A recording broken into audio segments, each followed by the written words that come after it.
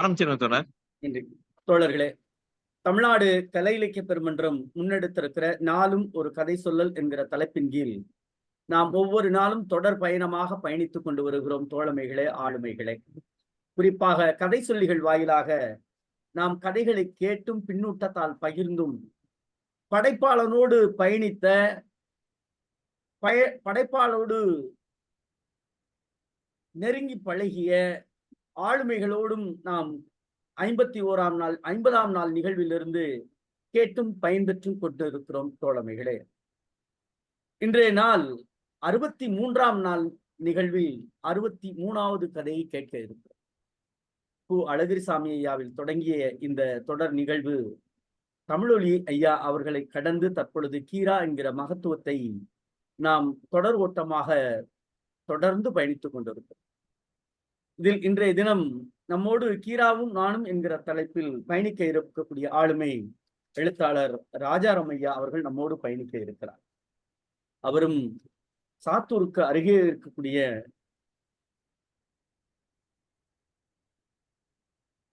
கிராமத்தில் பிறந்த இவர்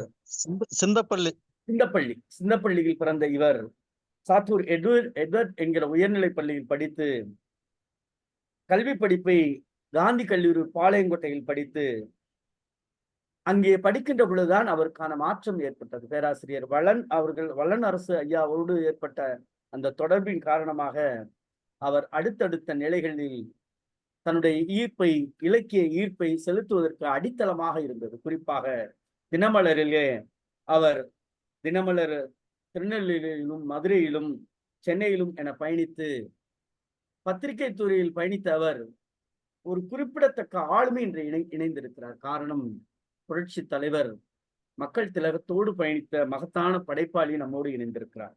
அவரோடு ஏற்பட்ட நெருங்கிய தொடர்பு என்பதை சொல்ல வேண்டும் என்றால் அது ஒரு நீண்ட நெடிய பயணமாக போகும். அந்த அளவிற்கு புரட்சி தலைவர் அவர்களோடு எழுத்தாலும் அவரோடு நெருங்கி பழகக்கூடிய ஆளுமையான நம்முடைய ராஜாராம் ஐயா நம்மோடு இணைந்திருக்கிறார். குறிப்பாக 1981 வரை வெளிநாட்டு ஒளிபரப்புல என்கிற பிரிவின் கீழ் புதுடில்லியிலே பணியாற்றி அடுத்ததாக 2009 வரையும் அவர் செய்தி பிரிவில் பணியாற்றினார். அவருடைய பணியின் மகத்துவத்தின் காரணமாக அவருடைய பணியின் நீட்டிப்பு செய்யப்பட்டு 2009 ஓய்வு பெற்றிருந்தாலும் இவருடைய பணியின் காரணமாக 2016 வரை நீட்டிப்பு செய்யப்படுகிற வகையில் ஒரு மகத்தான ஆளுமையாக இருக்கிறார். அவை மட்டுமல்லாது நம்முடைய கீரா ஐயாவோடு நெருங்கிய தொடர்பு ஏற்பட காரணமாக இருந்தவர் யார் என்று கேட்டால் ஜானகிராமன் ஐயா அவர்கள் மூலமா தான் பேசும்போது சொல்லுவாங்க. அப்படிப்பட்ட ஆளுமை ஒரு 15 சிறுகதைக்கு மேல் எழுதியிருக்கிறார். பல்வேறு கட்டுரைகள் எழுதியிருக்கிறார். குறிப்பாக தலைநகரில் தமிழ் என்கிற தலைப்பின் கீழும் தமிழும் தமிழரும் என்கிற தலைப்பின் கீழும் கட்டுரையெல்லாம் எழுதியிருக்கக்கூடிய நம்முடைய எழுத்தாளர், பத்திரிகையாளர், நல்ல சிந்தனையாளர், வானொலி நிலையத்தினுடைய செய்தி பிரிவினுடைய வாசிப்பாளராக இருந்த ஐயா ராஜாராம் ஐயா அவர்கள் கீராவும் நானும் என்கிற தலைப்பின் கீழ் இணைய இருக்கிறார். அடுத்து கதை சொல்லி, கதையின் தலைப்பு தொண்டு. ஆனால் இணைந்திருக்கக்கூடிய நண்பர் என்னோடு நெருங்கிய என் மனதிற்கு இதமான நண்பர். காரணமும் அவர் சொல்லுகிற அந்த வார்த்தையை தினமும் நான் கேட்பேன். நீங்க ஐயாவுக்கு சொல்லணுங்கிற காண்டி சொல்றேன். இது பொய்க்காத வானம். அடாடா, அந்த வார்த்தையை நீங்க தயவு செஞ்சு அந்த கதையை சொல்லும் போது நீங்க சொல்லிட்டு ஆரம்பிச்சீங்கன்னா இன்னமும் மகிழ்ச்சியாக இருக்கும். ஏன்னா எனக்கு எப்பெல்லாம் மனதிற்கு சோர்வு ஏற்படுகிறதோ அப்பொழுதுதான் அது ரிங்டோன் மாதிரி எனக்கு அந்த வார்த்தையை கேட்டுட்டே இருப்பேன். நான் மட்டும் இல்லை, எங்க வீட்டுல எல்லாரும் கேட்போம். அப்படி அது மட்டும் கிடையாது, நம்முடைய வலையொலியில ஐயா வெள்ளிக்கிழமை கதை சொல்லிட்டு வர்றாங்க. ஒவ்வொரு ஆளுமைகளுடைய கீராவில இருந்து அழகிரிசாமியில இருந்து நம்முடைய எல்லாருடைய படைப்புகளையும் அவருடைய சிறுகதையை ஒவ்வொரு சிறந்த சிறுகதையை தேர்வு செய்து கதை சொல்லி வருகிறார். அவை மட்டுமல்ல, தினமும் ஒரு தகவல் சொல்லி வருகிறார். அவர் கல்வித்துறையில அவர் உயர் பொறுப்பில் மாவட்டத்தினுடைய உயர் அதிகாரியாக இருந்தாலும்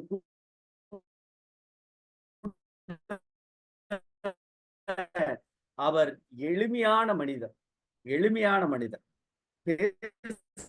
பேசுகின்ற பொழுது அவர் குரல் எல்லாருக்கும் கிடைக்காது, அது ஒரு வரம். அப்படிதான் நான் நினைப்பேன். அந்த அடிப்படையில் சிறப்புக்குரிய இனிய நண்பர் ஐயா, உங்களை பற்றி ஏதாவது அறிமுகப்படுத்தணும்னு சொல்லணுமே, ஏதாவது சொல்லுங்களேன் அப்படின்னா அவர் சொன்ன ஒற்றை சொல் ஒரே உங்களுடைய நெருங்கிய நண்பர் என்று சொல்லுங்கள், அது மட்டும் போதும் என்று சொன்னார்.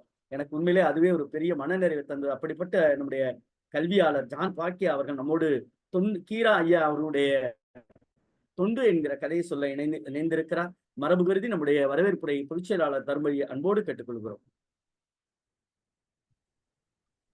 தோழர் அனைவருக்கும் வணக்கம். இன்னைக்கு நம்மளுடைய கதை 62 கதை சொல்ல இருக்கிறோம். அதுல இன்றைய சிறப்பு விருந்தினர் சாத்தூர் அருகில் உள்ள சிந்தப்பள்ளி கிராமத்தில் இருந்து படித்து நாம் சிறு வயதில் இருக்கும்போது மாநில செய்திகள் வாசிப்பது ராஜாராம் என்ற அந்த குரல் அவரை பல்வேறு நிலைகளை அடைந்துள்ளார். இந்த அவருடைய பதிவையெல்லாம் பார்க்கும்போது அந்த ஆளுமை இவருடைய மனைவி கீராவின் இடைச்செவல் பக்கத்தில் உள்ள ஒரு கிராமத்தை சேர்ந்தவர்.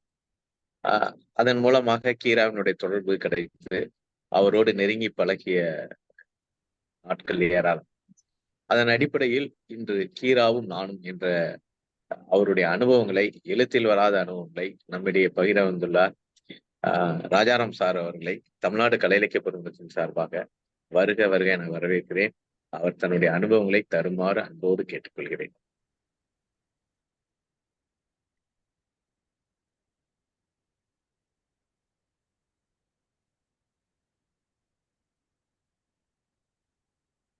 ராஜாராம் ஐயா.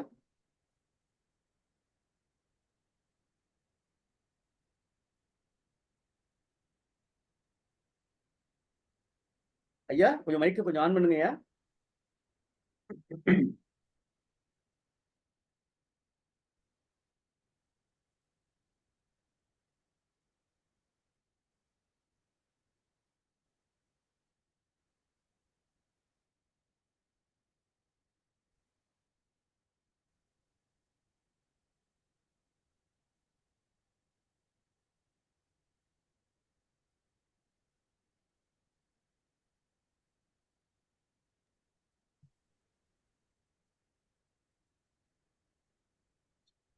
ஆரம்பத்துல இருந்தே ஐயாவுடைய இது மியூட்ல தான் இருக்கு.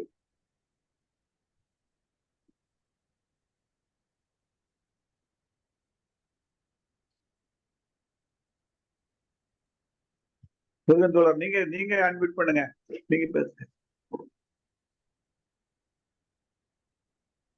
அவர்கிட்ட பேசிட்டேன் ஐயாட்ட பேசிட்டேன். அவங்க இணைஞ்சிருக்குங்கிறாங்க, பேச மாட்டேங்கிறாங்க. இல்ல தொடக்கத்துல இருந்து அவங்க மியூட்ல இருக்காங்க. இல்ல நம்ம பேசிட்டு வந்து வரேன் ஒரு மினிட்.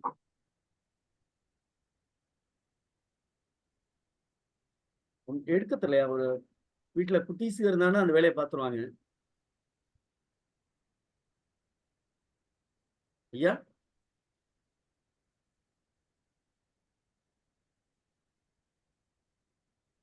ஆன் பண்ணிட்டாங்க. ஐயா ஆன் பண்ணிட்டீங்க, பேசுங்க ஐயா.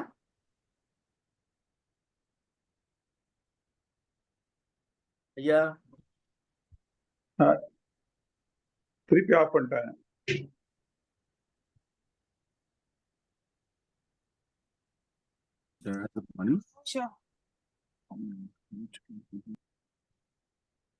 ராஜாராம் ஐயா வருதுங்களா?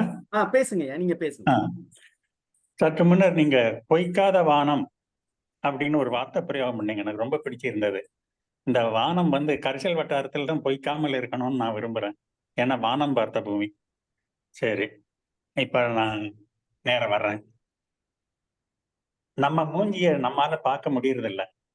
ஏன்னா நமக்கு நம்ம மூஞ்சி நேர தரிசனம் கிடைக்காது. நம்ம மூஞ்சியை பார்க்கணும்னு ஒரு கண்ணாடி தேவை. எனக்கும் அப்படித்தான். நான் ஒரு கரிசல் காட்டுக்காரன். ஆனாலும் கல்லூரி முடிச்சு டில்லிக்கு போய் ரேடியோவில் வேலைக்கு சேரும் வரை கரிசல் இலக்கியத்தின் முன்னெத்திய கீரா பற்றி நான் அறிந்திருக்கவில்லை. பாளையங்கோட்டையில எனக்கு தி ஜானகிராமனையும் அவரது மோகமுள் நாவலையும் அறிமுகப்படுத்திய சிவசு சார் கூட கீரா பற்றி என்னிடம் பேசினதில்லை. கடைசியில கீரா பற்றி தெரிந்து கொள்ளவும் அவரை பார்க்கவும் எனக்கு ஒரு கண்ணாடி தேவைப்பட்டது. அந்த கண்ணாடி தான் தி ஜானகிராமன். நான் பணியாற்றிய ஆகாசவாணி வெளிநாட்டு தமிழ் ஒலிபரப்பு நிலையத்திலே புத்தாண்டு பிறப்பு பற்றி ஒரு சிறப்பு நிகழ்ச்சி தயாரிக்க திட்டமிட்டேன்.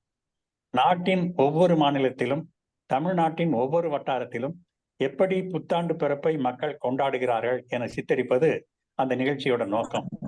இது பற்றி தில்லியிலே ஆகாசவாணி நிலையத்தில் கல்வி நிகழ்ச்சியின் தலைமை தயாரிப்பாளராக பணியாற்றிய தி. ஜானகிராமன் அவர்களிடம் ஆலோசனை கேட்டபோது, நெல்லை வட்டாரம் பற்றி கி. ராஜநாராயணனிடம் கேட்கலாம் என்றார். ராஜபவனம், இடைசெவல், கோவில்பட்டி என்று எழுதுங்க, அவருக்கு லெட்டர் போய் சேர்ந்துடும் என்று சொன்னார். அப்படியே செய்தேன். டக்கென்று 3 நாட்களில் பதில் வந்தது. நானும் உங்களை போல ஒரு கரிசல் காட்டுக்காரன் தான். நெல்லையின் தீரவாசம் பற்றி நீங்கள் வள்ளிக்கண்ணனுக்கு எழுதலாம் என்று பதில் எழுதிவிட்டு ஊருக்கு வரும்போது வாங்க என்று அழைப்பும் விடுத்தார். அதன் மூலம் வள்ளிக்கண்ணனுடைய அறிமுகமும் எனக்கு கிடைத்தது. வள்ளிக்கண்ணன் மூலம் வண்ணதாசனின் அறிமுகம் கிடைத்தது. சொன்னபடியே விடுமுறையில் நான் ஊருக்கு போன போது இடைச்செவலுக்கு புறப்பட்டேன். கீரா காட்டிய வழியில் கோவில்பட்டியில் இறங்கி ஸ்வீட் மனோரமாவுக்கு போய் நீலக்குயில் அண்ணாமலையை பார்த்தேன். வந்தீங்களா, அவர் சொல்லிட்டு இருந்தாக நீங்க வருவீங்கன்னு என்று சந்தோஷத்தோடு வரவேற்றார். அவர் கடையிலே மைசூர்பா வாங்கி கொண்டேன். இடைச்செவலுக்கு பஸ் ஏற்றி விட்டார். கல்லூரிக்கு போன நாட்களில் இடைச்செவலை கடக்கும் போதெல்லாம் எனக்குள்ளே ஒரு வித மயக்கம் வரும். கருப்பாக மண், அதை தாண்டி நடுவில் கொஞ்ச தூரத்திற்கு சிவப்பாக மண் பறந்து விரிந்து பச்சை பசேல் என்று பூமி செழிப்பாக இருக்கும். இடைச்செவல். வில்லிசேரி தாண்டியதும் மீண்டும் மண் கருப்பாகிவிடும். இதுதான் இடைச்செவலின் மர்மம். இடைச்செவல் என்று அடையாளம் காட்டுவதற்காக ஓங்கி வளர்ந்த ஒரு தென்னை மரம் அங்கு காட்சியளிக்கும். எங்கள் ஊரில் பனை மரங்களையும் வேலி கருவேல மரங்களையும் பார்த்து வெக்கரித்து போன என்னுடைய கண்களுக்கு பச்சை பசேல் என்று தலையாட்டி அழைக்கும் தென்னை மடல்களை கண்டு அசந்து போவேன். ஏதோ ஒரு அழகான பெண் தலைக்கு குளித்து விட்டு கூந்தலை ஆறப்போடுவது போல அந்த காட்சி இருக்கும். அப்போது நினைத்துக் கொள்வேன், இங்க சம்பந்தம் வச்சுக்கிட்டா எவ்வளவு நல்லா இருக்கும். ஊருக்குள்ளே நுழைந்ததும் தெருமுனையிலே கீராவின் தம்பி சபரிராஜன் தட்டுப்பட்டார். இவர்தான் கீராவோ என்று நினைத்து கொஞ்சம் தயங்கினேன். வாங்க வாங்க, டெல்லியிலிருந்து வர்றீங்களா, வீட்டுலதான் அண்ணன் இருக்காரு என்று சொல்லி அழைத்து சென்றார். அந்த வீட்டில்தான் என்னை மயக்கிய தென்னை மரம் வேர் கொண்டிருந்தது. ஈசி சேரில் சாய்ந்து உட்கார்ந்தபடியே கலகல என சிரித்து கொண்டே வரவேற்றார். சற்று நேரத்தில் காட்டுக்கு போயிருந்த அவரது துணைவியார் கணவதி அக்கா அவர்கள் வந்தார்கள். கூடவே ஜில்லென்று மோரும் வந்தது. கீரா பேசினார் பேசினார் பேசினார், பேசிக்கொண்டே இருந்தார். அப்படி ஒரு பேச்சு. நான் மயங்கி போய் கேட்டுக்கொண்டே இருந்தேன். பல விஷயங்கள், பல செய்திகள், பல தகவல்கள். இவ்வாறு பேசியபடியே சங்கீதம் பற்றி பேச்சு திரும்பியது. காரக்குறிச்சி பற்றி, அவர் அந்த ஊரில் சம்பந்தம் வைத்திருந்தது பற்றி சொன்னார். சுவையான கோழிக்கறி விருந்து, நடுவில் டிகாக்ஷன் காபி, இவற்றுக்கு நடுவே நடந்த விளையாடுகளில், ஆமா, நீங்க டெல்லி ரேடியோல நியூஸ் வாசிக்கிறாங்களே ஒரு அம்மா, விஜயம் அப்படின்னு, அவங்கள பார்த்திருக்கீங்களா? அம்மா, அவங்களுக்கு சங்கீதம் தெரியுமோ கேட்டார். விஜயா சில மேடை கச்சேரிகள் செஞ்சிருக்காங்க, இந்து பேப்பர்ல இங்கிலீஷ்ல மியூசிக் விமர்சனம் எழுதுறாங்க என்றேன். பிறகு அவங்களை எப்படி சங்கீதத்தோடு நீங்க தொடர்புபடுத்தினீங்க என்று கேட்டதற்கு, என்ன அருமையா நியூஸ் வாசிக்கிறாங்க, அவங்க நியூஸ் வாசிக்கிறத கேட்கறதே ஒரு தோடி ஆலோசனையை கேட்கிறது போல இருக்கு அவங்க வாசிக்கிறது என்றார். இப்படி காண்பதும் கேட்பதும் அவருக்கு சங்கீதமாகவே இருந்தது. சங்கீதம் அவருடைய வாழ்க்கையாக இருந்தது. செய்தி வாசிப்பிலிருந்தே சங்கீதத்தின் சாயலை கண்டுபிடித்த கீராவின் ரசனையை கண்டு வியந்தேன். அப்போது கோபல்ல கிராமம் நாவல் எழுதி கொண்டிருந்தார். ஒரு சில அத்தியாயங்களை என்னிடம் கொடுத்து, இதை ஜானகிராமன் காட்டுங்க, அவர் என்ன சொல்றாருன்னு கேட்டு எழுதுங்க என்றார். நானும் தில்லிக்கு திரும்பி தீஜாவிடம் கொடுத்தேன். அவர் தன்னுடைய வேலைகளை எல்லாம் ஒதுக்கி வைத்துவிட்டு ஒரே மூச்சிலே படித்தார். சிறிது நேரம் மௌனமாக உட்கார்ந்திருந்தார். நான் அவருடைய முகத்தை பார்த்தபடியே இருந்தேன். பிறகு, ரொம்ப நன்னா வந்திருக்கு, புது மாதிரியா இருக்குது, அதுலயும் சில இடங்கள்ல அடவுகள் நல்லாவே விழுந்திருக்கு என்றார். இதை கீராவுக்கு எழுதியதும் உடனே பதில் வந்தது. அடவுகள் என்று தீஜா சொன்னது அவரை வியப்பில் ஆழ்த்தியிருந்தது. இந்த பிரயோகமே போதும் இவர் எவ்வளவு பெரிய சங்கீதக்காரர் என்பதற்கு என்கிற மாதிரி கீரா எனக்கு கடிதம் எழுதியிருந்தார். கீரா தம்முடைய டிபி நோய்க்காக தாம்பரம் சானட்டோரியத்தில் தங்கி டாக்டர் கதிரேசனிடம், இவர் நீலக்குயில் அண்ணாமலையின் அண்ணன், சிகிச்சை எடுத்துக் கொண்டிருந்த போது தீஜா தம்முடைய மகன் சாக்கியராமனை அனுப்பி உடல்நலம் விசாரித்ததாக கீரா சொன்னார். இதை தீஜாவும் உறுதிப்படுத்தினார். இவ்வளவு அந்யோன்யம் இருந்தும் ஒரு விஷயம் தெரியுமா? கீராவும் தீஜாவும் ஒருவர் பார்த்து கொண்டது கூட இல்லை. கடைசியில் கீரா தில்லிக்கு வந்தபோது தீஜா இந்த உலகில் இல்லாமல் போய்விட்டார். தில்லி வானொலி வெளிநாட்டு ஒலிபரப்பில் தமிழகத்தின் சிறந்த எழுத்தாளர்களின் கதைகளை அவர்களின் குரலிலேயே பதிவு செய்து ஒலிபரப்ப திட்டமிட்டோம். கீராவுக்கு எழுதினேன். அவரும் ஒப்புக்கொண்டார். பிறகு நெல்லை வானொலிக்கு எழுதி கீராவின் குரலில் கதையை பதிவு செய்து அனுப்புமாறு கோரினேன்.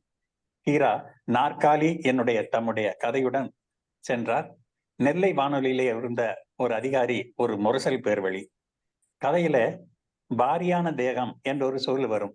அதற்கு அதிகாரி ஆட்சேபித்து இதை மாத்தணும் என்று கூறியிருக்கிறார். ஆனால் கீரா ஒப்புக்கொள்ளாமல் பிடிவாதமாக இருக்கவே வேறு வழி இல்லாமல் பதிவு செய்து அனுப்பி வைத்தார் அந்த அதிகாரி. அவர் அங்கிருந்து தில்லிக்கு மாற்றலாகி வந்து என்னுடைய தலையில உட்கார்ந்தார். நான் சொலவடைகள் பற்றி ஒரு நிகழ்ச்சி தயாரித்தேன். அதிலே அசல் சொலவடைகளை ரசிக்க வேண்டுமானால் கிராமங்களுக்கு போக வேண்டும். அங்கு காலை நீட்டிக்கொண்டு அமர்ந்திருக்கும் பாட்டிமார்களின் வாயில் இந்த சொலவடைகள் தாராளமாக புகுந்து விளையாடும் என எழுதியிருந்தேன். அது அவருக்கு பிடிக்கல. இதை மாத்துங்க என்றார். நான் ஒப்புக்கொள்ளவில்லை. பிறகு அவரே பாட்டிகளின் நாவில் நர்த்தனமிடும் என திருத்தினார். ஆனாலும் நான் பிடிவாதம் பிடித்து எழுதியபடியே ஒலிபரப்பினேன்.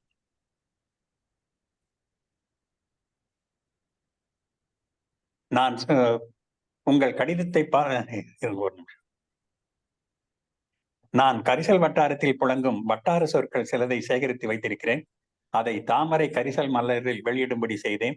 நம்முடைய பக்கத்து மொழிகளில் மலையாளம், தெலுங்கு வட்டார மொழி சொற்களின் அகராதி என்றே வந்துவிட்டதாம். இங்கே வீண் பெருமைதான் மிச்சம் என்று தீரா எனக்கு எழுதியிருந்தார். எனக்கு வாழ்க்கை துணை நலத்தை தேடி தந்ததில் பெரும் பங்கு கீராவுக்கு உண்டு.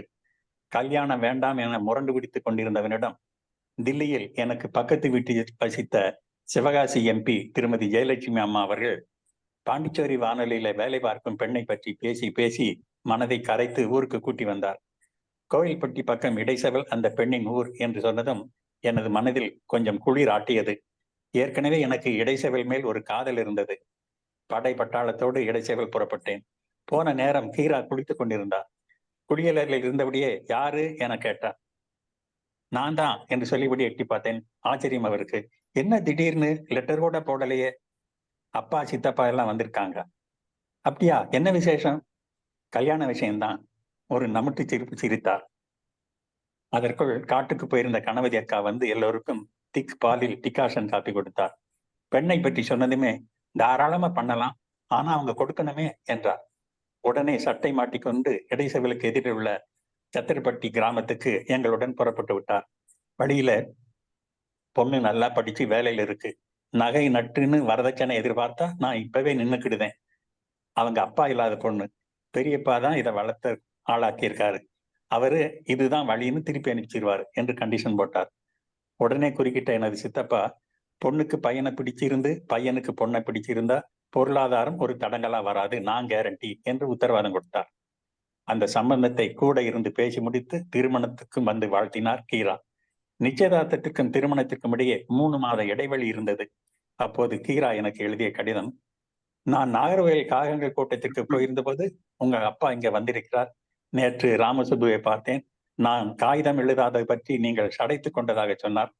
புது மாப்பிள்ளைக்கு சடைப்பு கூடாது என்று அவசரமாக இந்த கடிதம் எழுதுகிறேன். சென்னையில் இருந்து சாதனா வருகிறது. அதில் கரிசல் வட்டார வழக்கு சொற்கள் வர ஆரம்பித்திருக்கிறது. உங்க கல்யாணத்துக்கு இன்னும் நிறைய நாட்கள் இருக்கும் போல இருக்கே. அதுவரை நீங்கள் என் சும்மா இருக்க வேண்டும். வருங்கால மனைவியோடு சுவாரஸ்யமாக கடிதங்களில் பேசி பொழுதை கழிக்கலாமே என்று எழுதியிருந்தார். அவர் சொன்னதை அப்படியே பின்பற்றி நாங்கள் கடித தொடர்பு கொண்டிருந்தோம். டி ஜானகிராமனை போன்றவர்களோடு இருந்து வேலை செய்யும் வாய்ப்பு உங்கள் வாழ்க்கையில் கிடைத்திருப்பது ஒரு யோகம், வாழ்நாளில் மறக்க முடியாதது. எனக்கு நீரிழிவு நோய் தொடங்கி இருக்கிறது. ஸ்வீட் மனோரமா மைசூர் பாகை இனி மறந்துவிட வேண்டியதுதான் என்று சொன்னார். அப்போது அவருடைய மணிவிழாவுக்காக கரிசல் கதைகள் என்று தொகுப்பு வெளியிட்டார். அதில் நீங்கள் கதை எழுத வேண்டும் என்னை கேட்டுக்கொண்டார். அப்போதுதான் நான் வருகை என்ற ஒரு கதை எழுதி அனுப்பினேன். அதை பார்த்துவிட்டு எனக்கு கடிதம் எழுதினார். நம்முடைய கரிசல் வட்டார வாசனையை இப்படிதான் எழுத்து மூலம் கொண்டாடணும் என்று சொல்லி எழுதியிருந்தார். ஒரு வழியாக கீரா டெல்லிக்கு வந்தார். சாகித்ய அகாடமி அவரது கோவல்ல கிராமத்து மக்கள் நாவலுக்கு விருது வழங்கியது. இரவு மணி 7:15 தமிழ் செய்தி அறிக்கையில் அதை வாசிக்கும் பேறு எனக்கு கிடைத்தது. முதலில் சாகித்ய அகாடமி விருதுகள் பற்றிய செய்தி மைய செய்தி அறையிலிருந்து பொதுவாகத்தான் வந்தது. மருந்துக்கு தருவது போல வானொலி செய்தி எப்போதுமே மருந்துதான். இந்தி, ஆங்கிலம் எழுத்தாளர்கள் பற்றி மட்டுமே செய்தியில் இருந்தது. நான் போய் சண்டை போட்டு எல்லா மொழிகளிலும் விருது பெற்றவர்களின் பட்டியலை வாங்கினேன்.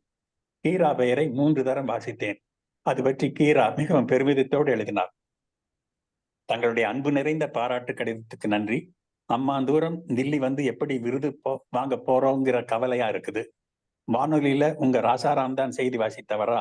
முக்கா 3 தரம் சொன்னார் என்றார்கள் கேட்டவர்கள். நான் கேட்கல. எப்படியாவது தில்லி வந்துட வேண்டியதுதான், வேற வழி இல்லை.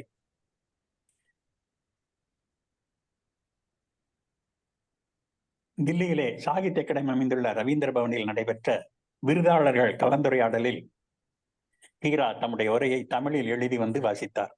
அதை புகழ்பெற்ற தமிழ் ஹிந்தி அறிஞர் H. பாலசுப்ரமணியம் இந்தியிலே மொழிபெயர்த்தார். மாலையிலே தில்லி தமிழ் சங்கம் மற்றும் இதர தமிழ் அமைப்புகளின் சார்பாக பாராட்டு விழா நடைபெற்றது.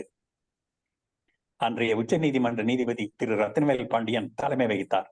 அதிலே தில்லி பல்கலைக்கழகத்தின் சார்பாக, தமிழ்துறை சார்பாக எனது மனைவியார் முனைவர் விஜயலட்சுமி ராஜாராம் உரையாற்றினார். அன்றைய தினத்தோடு சாகித்ய அகாடமியின் விருந்தினர் என்னும் தகுதி முடிந்து விட்டதால் கீரா எங்கள் வீட்டிற்கு வந்து 1 வாரம் தங்கியிருந்தார். தில்லியை சுற்றி காட்டி ஆக்ராவுக்கும் அழைத்து சென்றோம். குடும்பமாக அனைவரும் சென்றிருந்தோம். அங்கே ஒரு ஆச்சரியம். வைகோ அவர்களின் அக்காவும் மைத்தனரும் வந்திருந்தனர். அவர்களை கண்டதும் கரிசல் காட்டையை பார்த்தது போல கீரா மகிழ்ந்தார். இதற்கிடையில் எனது மனைவி PhD பட்டத்திற்காக தமிழ் இலக்கியத்தில் வட்டார போக்குகள், குறிப்பாக கி. ராஜநாராயணன் படைப்புகள் என்ற தலைப்பில் ஆய்வை தொடங்கி இருந்தார்.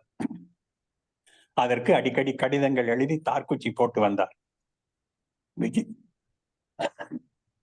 விஜயாவின் ஆராய்ச்சி சண்டிவெளி பிரசவமாக அந்தா இந்தா என்று ஒரு மட்டுக்கு முடிந்தது பற்றி சந்தோஷம். வைவா என்கிற பாலாரிட்டம் தாண்டிவிட்டால் பிள்ளை பிழைத்துவிடும். பாராட்டுக்கள். பிரபஞ்சனை எப்போவாவது பார்ப்பேன். நாடகத்துறையில இருக்கிறார். ஜூனியர் விகடன் தாய் 2க்கும் எழுதவே பொழுது சரியாக இருக்கு. இவை முடிந்தால் ஏதாவது எழுதணும். குழந்தைகள் நடனம் படிப்பது நல்ல விஷயம். லலித கலைகளில் ஏதாவது ஒரு கூறு மண்டையில் ஏறினால் போதும், பெண் பிள்ளைகள் எப்படியும் பிழைத்துக் கொள்வார்கள். ஆண்கள் பாடுதான் சங்கட்டம் என்று எழுதியிருந்தார்.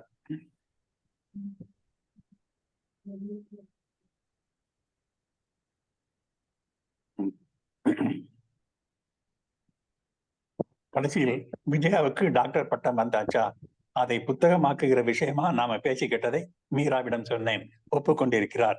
அவசியம் புத்தகமாக வர வேண்டியதுதான். விஜயாவுக்கும் அது பின் பயன் இருக்கும். பிடிவாதமாக சில காரியங்கள் செய்தால்தான் செய்தது, பிறகு அப்படியே இருந்து போகும் என்று மீராவை எனக்கு அறிமுகப்படுத்தினார். நான் மீரா அவர்களை சந்தித்து இந்த புத்தகம் வெளியிடுவதற்கு ஏற்பாடு செய்தோம்.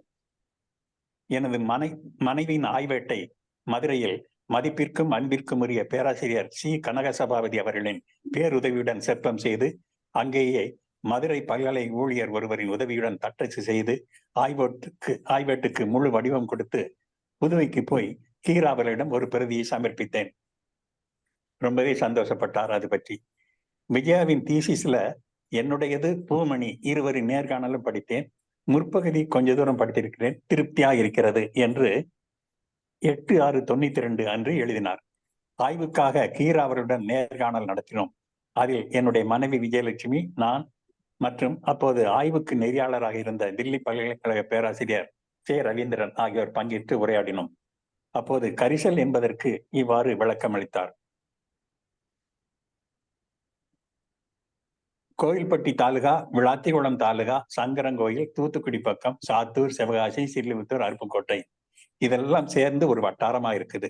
இந்த பகுதிகளில் ஒரே மாதிரியான நிலமைப்பு, ஒரே மாதிரியான விவசாயம், அப்புறம் அந்த வட்டாரத்தில் இருக்கிற மக்களுடைய விஷயங்கள் கிட்டத்தட்ட ஒரு மொழின்னு சொல்லலாம். வேற்று மொழிகளும் இருக்கலாம். கரிசல் மீது மிகையான ஈடுபாடு மட்டுமல்ல, ஒரு விதமான பக்தியும் கொண்டிருந்தார் கீரா. அது பற்றி வினவிய போது என் மனைவி கேட்டார், உங்க எழுத்து, பேச்சு இதெல்லாம் கவனிச்சதுனால சொல்றேன், கரிசல் பற்றி ஒரு பக்தியோட இருக்கிறீங்க, ஒரு பேட்ரியாட்டிசம் மாதிரி. அதுக்கு வேட்டி தொகுப்பில் வெளியிடப்பட்ட உங்க கடிதங்களை எல்லாம் பார்க்கிறப்போ ஆண்டாள் பிறந்த இடத்தை காட்டினாங்க. அங்க ஒரு தொட்டி இருந்தது, அந்த தொட்டியில துளசி வச்சிருந்தாங்க, அங்க கரிசல் மண்ணை பார்த்தேன் எழுதியிருக்கீங்க என்றார். உண்மையிலேயே கீரா சொன்னது, அங்கே கரிசல் மண் இருக்குது. சிறுவித்தூரே கரிசல் காடு தானே. நான் சொல்றது என்னன்னா, கரிசல் மண்ணில் தான் ஆண்டாள் பிறந்தார், கரிசல் மண்ணில் தான் பாரதி பிறந்தார், விளாத்திகுளம் சாமிகள் பிறந்தார், டிகேசி கரிசல் மண்ணில் தான் சிறுவித்தூரில் பிறந்தார். அதாவது இந்த மண்ணுக்கு விசேஷம் இருக்குன்னு காமிக்கிறதுக்காக நான் எழுதுறேன்னு சொல்லக்கூடாது. ஏற்கனவே இந்த மாதிரி விஷயங்கள் எல்லாம் கட்டபொம்மன் இந்த மண்ணில தோன்றி இருக்கான். வீரமா, இசையா, கவிதையா, பக்தியா, எந்த மாதிரியான விஷயங்களும் இந்த மண்ணுல விளைஞ்சிருக்கு. டிகேசி சொல்லுவாரு, கரிசல் மண்ணுல பருத்தி மட்டும் விளையிறது இல்ல, கவிதையும் விளையும். இந்த பக்தியின் வெளிப்பாடாகத்தான் கரிசல் வட்டாரத்தை உள்ளடக்கி கரிசல் மாவட்டம் ஒன்றை தமிழக அரசு அமைக்க வேண்டும் என்று அவர் ஆசைப்பட்டார். இதை பலமுறை என்னிடம் நேரில் பேசும்போது தெரிவித்திருக்கிறார்.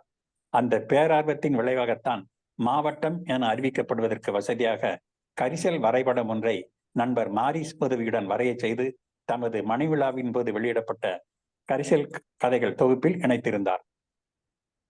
முதல் தடவை இடைச்சவில் போய்விட்டு புறப்பட்ட போது இடைச்சவில் வந்ததன் நினைவாக என எழுதி கையெழுத்திட்டு தமது கன்னிமை கதை தொகுதியை கொடுத்தார். பஸ்ஸிலே சாத்தூர் போய் சேர்வதற்கு முன்பு அதை படித்து முடித்து விட்டேன். வீட்டுக்கு போனதும் உறவினர்களை எல்லாம் அழைத்து என்னை சுற்றி வட்டமாக உட்கார வைத்து கன்னிமை தொகுதி கதைகள் அனைத்தையும் வாசித்தேன். முடிவில் இது நம்ம கதையால இருக்கு என்று ஆச்சரியத்துடன் கூறி எல்லோரும் கலைந்தனர்.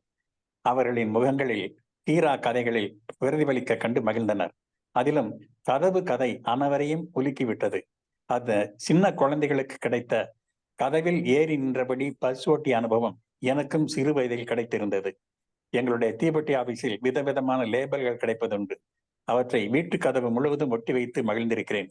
எங்கள் கிராமத்தின் சிறு குழந்தைகள் வசிக்கும் வீடுகளின் கதவுகளில் எல்லாம் தீப்பெட்டி லேபிள்கள் சிரித்துக் கொண்டிருக்கும். எனக்கு திருமணம் முடிந்து மறுவீடு சென்றிருந்த போது அடிக்கடி இடைச்செவலுக்கு போய் வந்தேன். கூடவே என் மனைவி அழைத்துக் கொண்டு சைக்கிள் சவாரியாக இடைச்செவல் ட்ரிப்புகள். அப்போது என் மனைவியின் உறவினர்கள், என்ன இது எப்ப பார்த்தாலும் இடைச்செவலுக்கு போறீங்களே, அங்க என்னதான் வச்சிருக்கு என்று சலித்துக் கொண்டனர். நான் கீராவின் கதைகளை பற்றி விரிவாக பேசியதும், கோட்டிக்கார பைய என்னத்தை புதுசா எழுதிட்டான், நம்ம கதை தானே இது என்றனர். அதுவரை அவர்களின் கதைகளை அவர்களுக்கு தெரியாமல் இருந்தது. அவர்களின் முகங்களை அவர்களால் பார்க்க முடியாமல் இருந்தது. அதை பார்க்க அவர்களுக்கு கண்ணாடி தேவைப்பட்டது. கரிசல் மக்களின் முகங்களை காட்டுகிற பிரதிபலிக்கிற கண்ணாடியாக கீரா இருந்தார். அவர் ஒரு கரிசல் கண்ணாடி. நன்றி.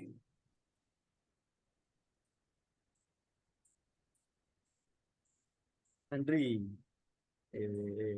ஐயா. கீராயாவை பற்றி பகிர்ந்தது கூட ஒரு வானொலியில் கேட்பது போலவே இருந்தது. அதுவும் நிழற்பட வேற தெரியலையா. ஐயா ஏதோ அப்படியே அந்த அந்த அந்த நினைவுகள் தான், வேற எதுவுமே உள்ள. அது அந்த ஏற்ற இறக்கங்கள், ஒரு கதை, அது பொருத்தம் தான். இன்னைக்கு ஜான்பாக்கிய ஐயாவும் இருக்கிறது, அவங்களும் அதே மாதிரி தான். ஏற்ற இறக்கங்கள் எல்லாம் அது ரெண்டு பேருக்கும் ஒரு சால பொருத்தம். நிறைவா இருந்தது. நிறைவா சொல்லும் போது நிறைய பேசலாம். நன்றி. காலத்தினுடைய அருமை கருதி பொய்க்காத வானம் எங்கள் ஐயா ஜான்பாக்கியா அவர்கள் கொண்டு தருமாறு கேட்டுக்கொள்கிறோம் கலை இலக்கிய சார்பாக. அனைவருக்கும் வணக்கம். ரொம்ப நாள் ஆச்சு ஊருக்கு போய். ஒரு விஷயமா போயிருந்தேன். சரி ஊருக்கு போயிட்டு வரலாமே அப்படின்னு சொல்லிட்டு போனேன். கோயில்பட்டியில் இறங்கின உடனே பார்த்தேன், ஊருக்காரங்க யாரும் தட்டுப்படுறாங்களான்னு சொல்லி பார்த்தேன். அப்படியே சுற்றி முற்றி பார்த்தேன், யாரையும் காணோம். பலகார கடையில் பிடிச்சிட்டாரு பொன்னையா கவுண்டர், முட்டையா கவுண்டர். அவர் பிடிச்சிட்டாரு. பிடிச்சி எப்படி வந்தீர் அப்படின்னாரு. அதுக்கு பதில் சொன்னேன். அவர் அதுக்கப்புறம் கேட்டார், ஊரில் மழை தண்ணி இருக்கா அப்படின்னு. அதுக்கு அவர் சொன்னார், எல்லாம் மழையெல்லாம் பெய்யுது, தொடமலையை தான் காணா அப்படின்னாரு. அப்புறம் நலம்லாம் விசாரிச்சாரு. நானும் சொன்னேன். திடீர்னு யாவும் வந்து ஒரு மாதிரி சொன்னார், யோ உம்ம புள்ளிக்காரி மண்டையா போட்டாயா அப்படின்னாரு. எனக்கு சட்டுன்னு யாவத்துக்கு வரல. ஓ காமுவை சொல்றீங்களா அப்படின்னு கேட்டேன். ஆமான்னாரு. காமு அப்படின்ற காமம்மா பா. அவருடைய நினைவு வந்தோடனே எனக்கு ஒரு மாதிரி ஆயிடுச்சு. எனக்கு பெரிய வருத்தம்லாம் கிடையாது. ஒருவேளை மொட்டையா கவுண்டர் நிலையில நான் இருந்து அவர் என்னை கேட்டிருந்தா கூட நான் இது மாதிரி தான் ஒரு சாதாரண செய்தியாக தான் சொல்லியிருப்பேன். அதுதான் உண்மையும் கூட. ஆனா எப்பேற்பட்ட மகராசி அவ. அவருடைய நினைப்பு வந்தோடனே எனக்கு ஒரு மாதிரியாவே இருந்தது. ஒரு சின்ன ஏதோ ஒரு உறவினரை தொலைச்சிட்டோமோ அப்படின்ற ஒரு ஃபீல் இருந்தது. மெல்ல கேட்டேன், என்ன செஞ்சுதான் அப்படின்னு. அவர் சொன்னார், வயசாயிடுச்சுல அப்படின்னாரு. வயசாயிடுச்சா? வயசானவங்க எல்லாம் செத்து போகணும் அப்படின்னா நானும் அவர் தான் முதல்ல போயிருக்கணும். ஓ, அவர் சொல்ற கணக்கு வேற போல் இருக்கு. புரிஞ்சுக்கிட்டேன். இந்த காமன்ற அந்த காமம்மா எவ்வளவு இரக்க சித்தை உடையவ, மகராசியவ. என்னால நினைச்சு கூட பார்க்க முடியல. வயிற்று பசிக்கு சாப்பாடு யார் வேணாலும் போட்டுடலாம், எந்த ஒரு பெண்ணும் போட்டுடலாம் வயிற்று பசிக்கு. ஆனா அந்த பசியை தீர்க்கிறதுக்கு சந்தோஷமா செஞ்சா பாருங்க, அது எவ்வளவு பெரிய தொண்டு தெரியுமா? மனமுவந்து செய்யறது. நீங்க ஊருக்காரங்களை எடுத்துக்கிட்டீங்கன்னா, வயசானவங்களும் சரி, இளவட்டம் சரி, எல்லாம் அவளுக்கு கடமைப்பட்டவங்க தான். அவளுக்கு தெரிஞ்சவங்க யாரும் கிடையாது, சொந்தக்காரவங்களாம் யாரும் கிடையாது ஊர்ல. ஆனா அவளோட எல்லாருமே, வயசானவங்கல இருந்து இளவட்ட வரைக்கும் எல்லாருமே அறிஞ்சவங்க தான் அவளை. அவ எல்லாரும் கடமைப்பட்டவங்களா இருந்தாலும் சரி, அவருடைய குணாதிசயம் இருக்குது பாத்தீங்களா? கேட்ட உடனே இல்லைன்னு சொல்லாம கொடுக்கிறது, அவங்க பெற சந்தோஷத்துல தானும் சந்தோஷத்தை அனுபவிச்சுக்கிறது. பா, காசு யார்ட்டையும் வாங்கல, அவளை வேசின்னு ஒதுக்கிற முடியாது. பரோபகரியா எல்லாத்துக்கும் செஞ்சா. விரக தாபத்துல எரிஞ்சு வர்ற ஒருத்தனை அப்படியே கூட வச்சு அனுப்புறா பாருங்க. அது எவ்வளவு பெரிய புண்ணியம். உலகத்திலே மிகப்பெரிய புண்ணியம் தான் நான் நினைக்கிறேன். அதான் எனக்கு ஞாபகத்துக்கு வந்துட்டே இருக்கு அவளை நினைக்கிறப்ப.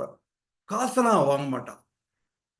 ஆனா ஊர்ல இருக்கிறவங்க எல்லாம் அவளை என்ன பைத்தியக்காரின்னு சொல்றாங்க.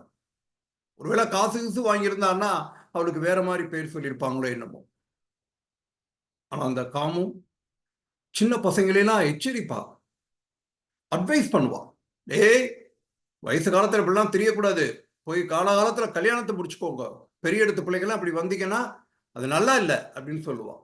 இப்படிதான் ராமன் நான் கேட்டிருக்கான், அந்த பெருசு அடிக்கடி வருது எதுக்கு அப்படின்னு. சீ, வாய மூடு, அவர் உனக்கு சித்தப்பா முறை, பொண்டாட்டி செத்து போச்சு, அவர் என்ன பண்ணுவாரு அப்படின்னு சொல்லக்கூடிய அளவுக்கு ஒரு ஒரு விசித்திரமான, மனதை பிழியக்கூடிய ஒரு அற்புதமான ஒரு கேரக்டர் அந்த அம்மா, காமு அப்படின்ற காமம்மா. பா, அடுத்து அவருடைய குணாதிசயத்தை இந்த லேடிஸ் இருக்காங்க பார்த்தீங்களா, எங்க ஊர் பொம்பளை ஆளுகள்லாம், அவ முகத்துக்கு நேரா நல்லா பேசுவாங்க. ஏன்னா அவள்கிட்ட காசு இருக்கு, பசை இருக்கு. ஆனா முகத்துக்கு பின்னாடி அவளை ரொம்ப கேவலமா பேசுவாங்க. ஊர்ல ஏதாவது ஒரு விசேஷம் அப்படின்னு சொல்லி நான் விறுவிறுன்னு போய் வேலை மனக்கட்டு கஷ்டமான வேலையா கேட்டு வாங்கிக்கிட்டு பாடா உழைப்பாவ. இந்த விசேஷம் முடிகிற வரைக்கும் தான் வீட்டு வேலை மாதிரி இருந்த வேலையை பார்த்துட்டு வா. இவங்களும் நல்ல வேலையை வாங்கிட்டு கடைசி அவ போறப்ப முகத்துக்கு நேரா சிரிச்சுட்டு பின்னாடி கேவலமா பேசுவாங்க. யார் இவளை வர சொன்னது, எதுக்கு இவ வந்தா அப்படின்னு. அதை விட கொடுமை என்ன அப்படின்னு கேட்டீங்கன்னா, அவ அப்படி போறப்போ இளவு வீடு வரும் பாருங்க. இளவு வீட்டுல போய் யாருக்கோ எதற்கோ எங்கோ போய் கதறி அழுவா பாருங்க. நானா வச்சகன் வாங்காம பார்த்திருக்கேன். அந்த அவ கதறி அழுகிற அந்த ஓலத்துக்குள்ள ஏதோ ஒரு உணர்வு எனக்கு தெரியும். வச்சகன் வாங்காம பார்ப்பேன். அவளுடைய அழுகையின் ஊடே ஏதோ ஒரு செய்தி இருக்கிற மாதிரியே எனக்கு இருக்கும். ஏன்னா அவளுக்குன்னு சொந்தம் யாரும் கிடையாது. ஆனா எல்லாருக்காகவும் யாருக்காகவும் அழக்கூடிய அற்புதமான குணத்தை இந்த காமம் வச்சிருந்தா. எல்லாரும் அவளை முகத்துக்கு நேரா பேசுறாங்க, பின்னாடி கேவலமா பேசுறாங்கன்றது அவளுக்கு தெரியும். ஆனால் அதை பொருட்படுத்த மாட்டா. ஏதாவது கேட்டுட்டா ஓடோடி வந்து செய்யக்கூடிய அந்த காமன்ற காமம்மாவுக்கு இவங்கெல்லாம் வச்ச பேரு புள்ளிக்காரி. அப்படிதான் அவளை கூப்பிடுறாங்க. அப்படிதான் அவளுக்கு அந்த பேரு வந்துச்சு, புள்ளிக்காரி அப்படின்னு சொல்லி. ஆனா அதை பத்திலாம் அவ கவலைப்பட மாட்டா. அவளுடைய வேலையெல்லாம் யாரு கூப்பிட்டாலும் எதை கேட்டாலும் இறக்க சுபாவம். அதான் அவளுடைய பிரதானமான பலமாக இருந்தது. எப்படி தூசணமா பேசினாலும் சரி, எப்படி அவளை வெறுத்து ஒதுக்கினாலும் சரி, எல்லாத்தையும் தூக்கி போட்டு என்னன்னு வந்து நிற்கக்கூடிய அற்புதமான குணாதிசயம் உள்ள ஒரு அற்புதமான ஒரு பெண்மணி. இன்னமும் அவளை பத்தி நினைச்சாலே எனக்கு மனசெல்லாம் கொஞ்சம் பாரமா தான் இருக்கு. பஸ்ல ஏறி உட்காந்துட்டேன், கிளம்பிடலாமா அப்படின்ட்டு. யாரும் வர்றாங்களா தெரிந்த ஆளுகளான்னு பார்த்தேன். இன்னும் 4-5 பேர் வந்தாங்க. அவங்கள்ட்ட விசாரிச்சுட்டு வண்டியில ஏறி உட்கார்ந்த உடனே காமோட எண்ணங்கள் அப்படியே எனக்கு அப்படியே மனசை அழுத்த ஆரம்பிச்சிச்சு. அவளை பத்தி நினைச்சிட்டே வந்தேன் இந்த பஸ் பயணத்துல பூரா. காமன் நீங்க நினைக்கிற மாதிரி இந்த வெட்கை, கரிசல் வெட்கை, முள்கள் நிறைந்த நிலங்கள், வறண்ட பூமி, இதுக்கெல்லாம் எந்தவித சொந்தம் கிடையாது நம்முடைய காமுக்கு. அந்த ஆளுகளே கிடையாது. அவ வேத்தாளு. அவருடைய அழகையும் அவருடைய அமைப்பையும் பார்த்தோன்னே நம்ம சொல்லலாம் இது வேற ஆளு. அவ லட்சணத்தை பார்த்தோன்னே சொல்லலாம் இது தனியா துண்டா நிப்பா. வீதி அவ்வளவு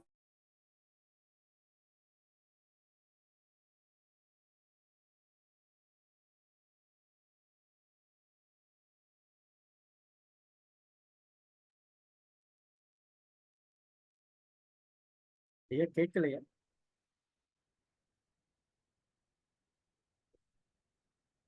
ஐயா முகமும் தெரியல, கேட்கலையா? இது இணைய பிரச்சனையா? இல்லையே, இல்லை கரெக்டா இருக்குங்க. நேரத்துல கரெக்டா இருப்பாங்க. தெரியல, பார்ப்போம்.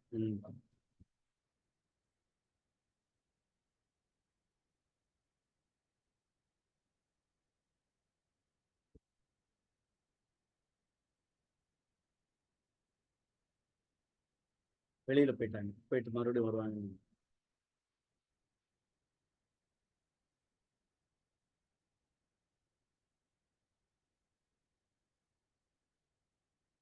இந்த அளவு இந்த கதை சொல்லிகள் முதல் நாள் வந்தாங்கன்னா கொஞ்சம் சிறப்பா இருக்கும். ஒரு நாள் 2 நாள் முன்னாடி வந்தாங்கன்னா. சார் இப்ப கேக்குதா சார்? கேக்குதுங்க ஐயா. ஓகே. முத கல்யாணம் முடிஞ்சு வர்றப்போ எனக்கு நல்லா ஞாபகத்துல இருக்கு.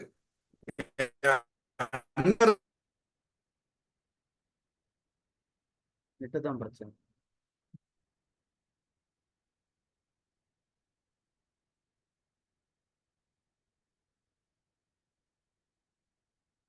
ஆமாம்மா கையில ஈரம் இருக்குல்ல அப்படின்னா அந்நியார் சொன்னாங்க அதெல்லாம் உனக்கு தேவையில்லாத சமாசாரம் போ அப்படின்னு வரனாங்க. அவங்க சொன்னதுனாலே என்னமோ நான் ஒவ்வொரு நாளா போய் கேட்க ஆரம்பிச்சேன் கையில ஈரம் இருந்தா என்ன அர்த்தம்னு சொல்லி. அப்புறம் தான் நான் பின்னாடி தெரிஞ்சுக்கிட்டேன் அது அந்த மாதிரியான சமாசாரம் அப்படின்னு.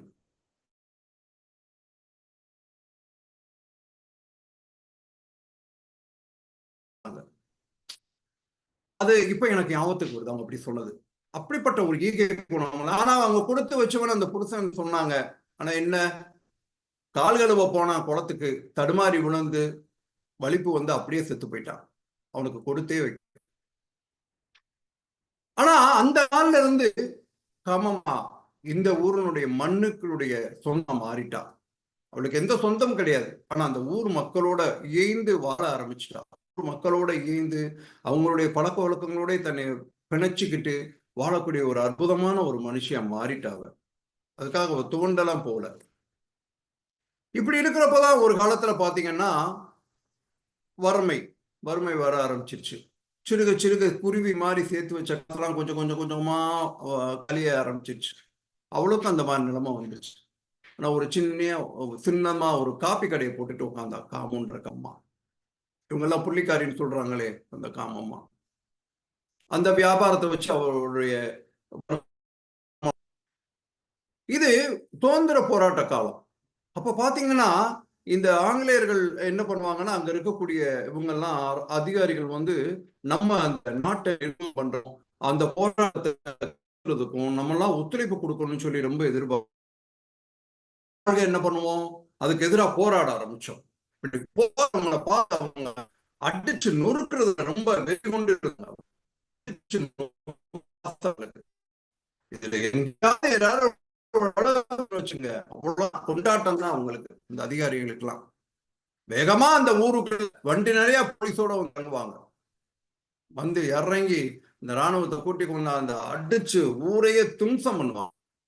அங்க இருக்க ஆடு கோழி எல்லாம் 10 நாள் 15 நாள் அந்த கொலையாளியை கண்டுபிடிக்கிற வரைக்கும் ஊரை சின்ன பண்ணமாக்கிடுவாங்க. வீட்டுக்குள்ள எல்லாம் பூந்து கண்டுபிடிக்க சொல்லி தாங்களை போட்டு எடுத்து பெண்களை மானப்படுத்துவாங்க, அடிப்பாங்க, நொறுக்குவாங்க.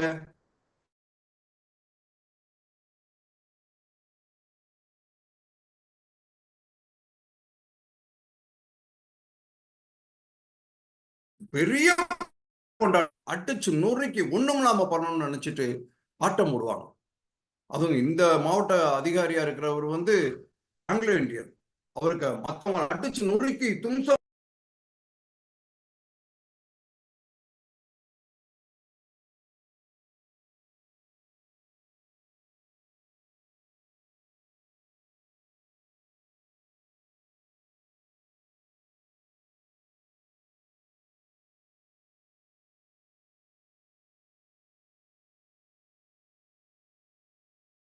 கேட்கல.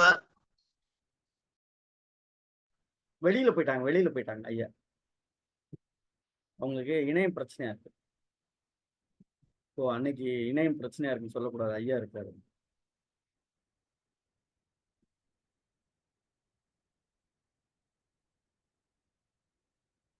தொடர்பில் சிக்கல் உள்ளது. ஆமா தெரியல, இந்த ஒய்ஃபை இங்க கனெக்ஷன் இணைய தொடர்புலதான் சிக்கல் இருக்கு. அதிகாரி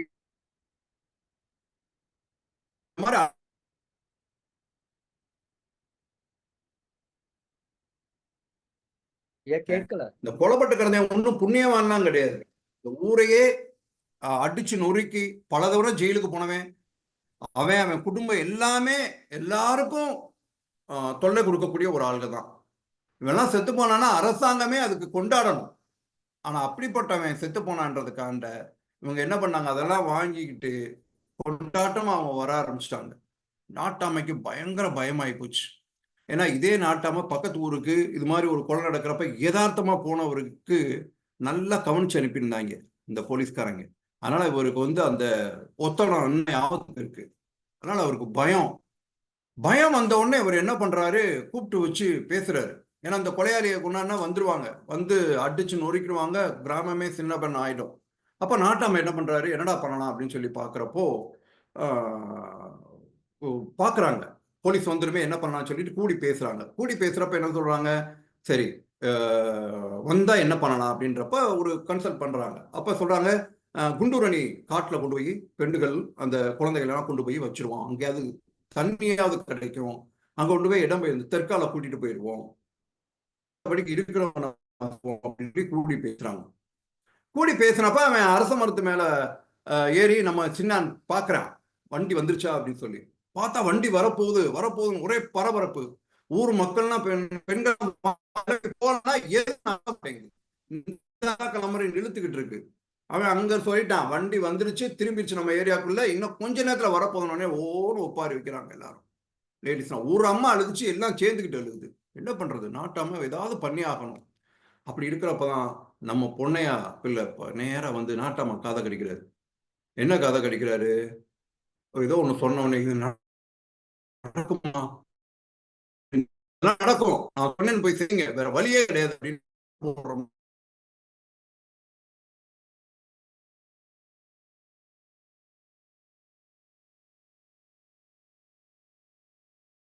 ஐயா என்ன சின்னையா வாங்கன்றான், குண்டூரணி அங்க சைடு காட்டுக்கு கொண்டு போகணும், அது வரைக்கும் இவங்க எல்லாம் வந்து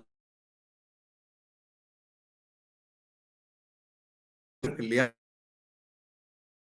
தக்க வைக்கணும், இங்க இருந்து கிளம்ப விடக்கூடாது, அதுக்கு நீதாமா ஹெல்ப் பண்ணணும், நீ ஹெல்ப் பண்ணினா அந்த ஊரே உன்னை கையெடுத்து கும்பிடும், நீங்க எல்லாரும் என்னை காப்பாத்திருங்கம்மா, அந்த ஊரே காப்பாத்திரு அப்படின்னு சொல்லி கெஞ்சி கேட்கிறாரு. அப்ப தான் ஒரு தேவன் உயர்ந்த போல ஃபீல் பண்றா.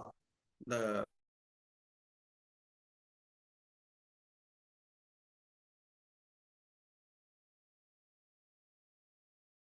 ஒரு ஆளை நகர விடாம நான் இங்க தக்க வச்சுக்கிறேன் எல்லாரும் அந்த வேலையை செய்யுங்கன்னு சொல்றான்.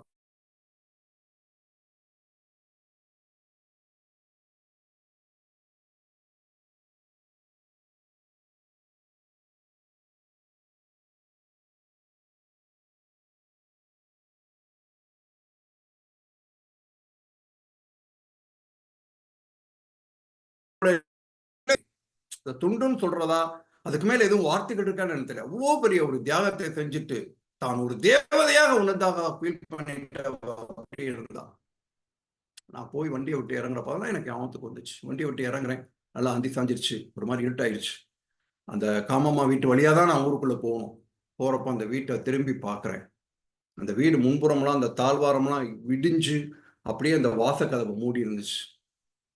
அது எனக்கு பார்க்குறப்ப எப்படி இருந்துச்சுன்னா, இந்த ஊரை பார்க்க பிடிக்கலையோ அப்படின்ற மாதிரி இருந்தது எனக்கு. அந்த வாசக்கதவை மூடி இருந்த அந்த தாழ்வாரம், இந்த ஊரை மூடி வச்சிருக்கோ அப்படின்ற மாதிரி.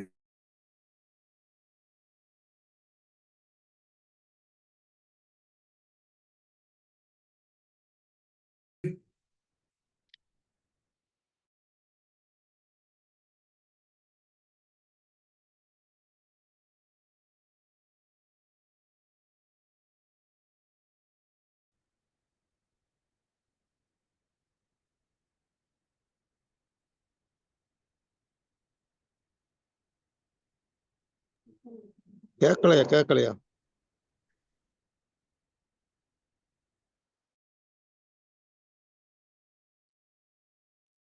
நேரத்தை விட்டு வெளியில போயிட்டு அடிக்கடி அவங்க வெளிய கட்டா இது கிடைச்சிருச்சு. ஹலோ சார், சாரி கிடைக்குது. சாரி, நான் ரொம்ப இல்ல நீங்க காரணம் இல்ல, இது ஒரு இந்த கதை வந்து நீங்க தான் எனக்கு அனுப்புனீங்க சார். ஆமா ஆமா ஆமா, பலே அது இது ஒரு இதுவரைக்கும் யாரும் பார்க்காத ஒரு கோணம் இது இல்லையா? ஒரு பார்க்காத கோணம் இதுல அற்புதமாக அந்த வடிவமைச்சிருக்காரு. உண்மையிலே மெய் சிலிர்க்க வைத்த ஒரு கதை. உண்மையிலே மனதார என்னை மெய் சிலிர்க்க வைத்த கதை. இந்த டிஸ்டர்பன்ஸ் இல்லாதனால இன்னும் கொஞ்சம் நான் தொய்வு இருந்திருக்கும். எனக்கு ரொம்ப பிடித்தமான ஒரு கதை சார். நன்றி. இந்த பொய்க்காத வானம் ஒரு முறை சொல்லுங்களேன், கேட்போமே. இது ஒரு நீங்கள் கேட்டுக்கொண்டிருப்பது பொய்க்காத வானம். இது எது அப்படின்னு சொல்லினா, நம்மளுடைய கரிசல் மண் வந்து நிச்சயம் உண்மையிலே பொய்க்காத வானம் தான். மழை வேணா கூட சில நேரங்களில் பொய்த்து போயிருக்கலாம். ஆனால் உங்கள் மூலமாக, உங்கள் உங்களுடைய அமைப்பின் மூலமாக இந்த இலக்கியம் பொய்க்காமல் பொழிந்து கொண்டுதான் இருக்கிறது. வாழ்த்துக்கள், நன்றி. நன்றி தோழமையே, வாழ்த்துக்கள், சிறப்பு.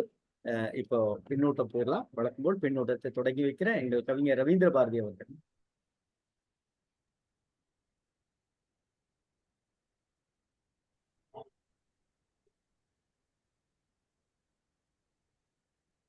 அன்பான தோழமைகளே, உங்கள் அனைவருக்கும் என்னுடைய அன்பு வணக்கம். இன்றைக்கு ஒவ்வொரு நாளும் நமக்கு சிறந்த நாள் தான். இது 62வது நாளா? 63வது நாளா? 63வது நாள். 63வது நாள். 50வது நாள்ல இருந்து எப்பொழுதுமே ஒரு செயலை செய்கிற பொழுதுதான் புது புது உத்திகள் நமக்கு தோன்றும். 50வது நாள்ல நம்ம பொதுச் செயலாளருக்கு ஒரு யுக்தி தோன்றியிருக்குது. இந்த கரிசல் கதையை மட்டும் சொல்லாம, கரிசல் கதையினுடைய பிதாமகனான கீரா அவர்களோடு நெருங்கி பழகிய எழுத்தில் வராத அனுபவங்களை சொல்ல வேண்டும் என்று யோசனை. இது ரொம்ப நல்லா இருக்கு. அதன்படி 50வது நாள்ல இருந்து ஒவ்வொரு நாளும் கீராவுடன் பழகிய ஆளுமைகளினுடைய அனுபவங்களை பகிர்ந்து கொண்டு வந்திருக்கிறார்கள். அதுவே மிகப்பெரிய, நமக்கு ஒரு மிகப்பெரிய அனுபவமாக வைத்திருக்கிறது. இன்றைக்கு தோழர் ராஜாராம் அவர்கள் மிக அருமையாக தன்னுடைய அவருடனான அனுபவங்களை மிக அருமையாக பகிர்ந்து கொண்டார். எப்படி வெண்ணிலா தன்னுடைய வாழ்க்கையோடு அந்த கீராவனுடைய அனுபவம் அவருக்கு வழிகாட்டியாக அமைந்திருக்கிறதோ, அதுபோல வாழ்க்கை துணையை ஏற்பாடு செய்வதற்கே கீராவினுடைய உதவி இவருக்கு தேவைப்பட்டிருக்கிறது. அவருடைய மனைவி பாருங்க, அவருக்கு வாய்ப்பு அந்த இடைச்சேவல் பக்கத்தில் உள்ள கிராமத்திலேயே அமைந்திருக்கிறது.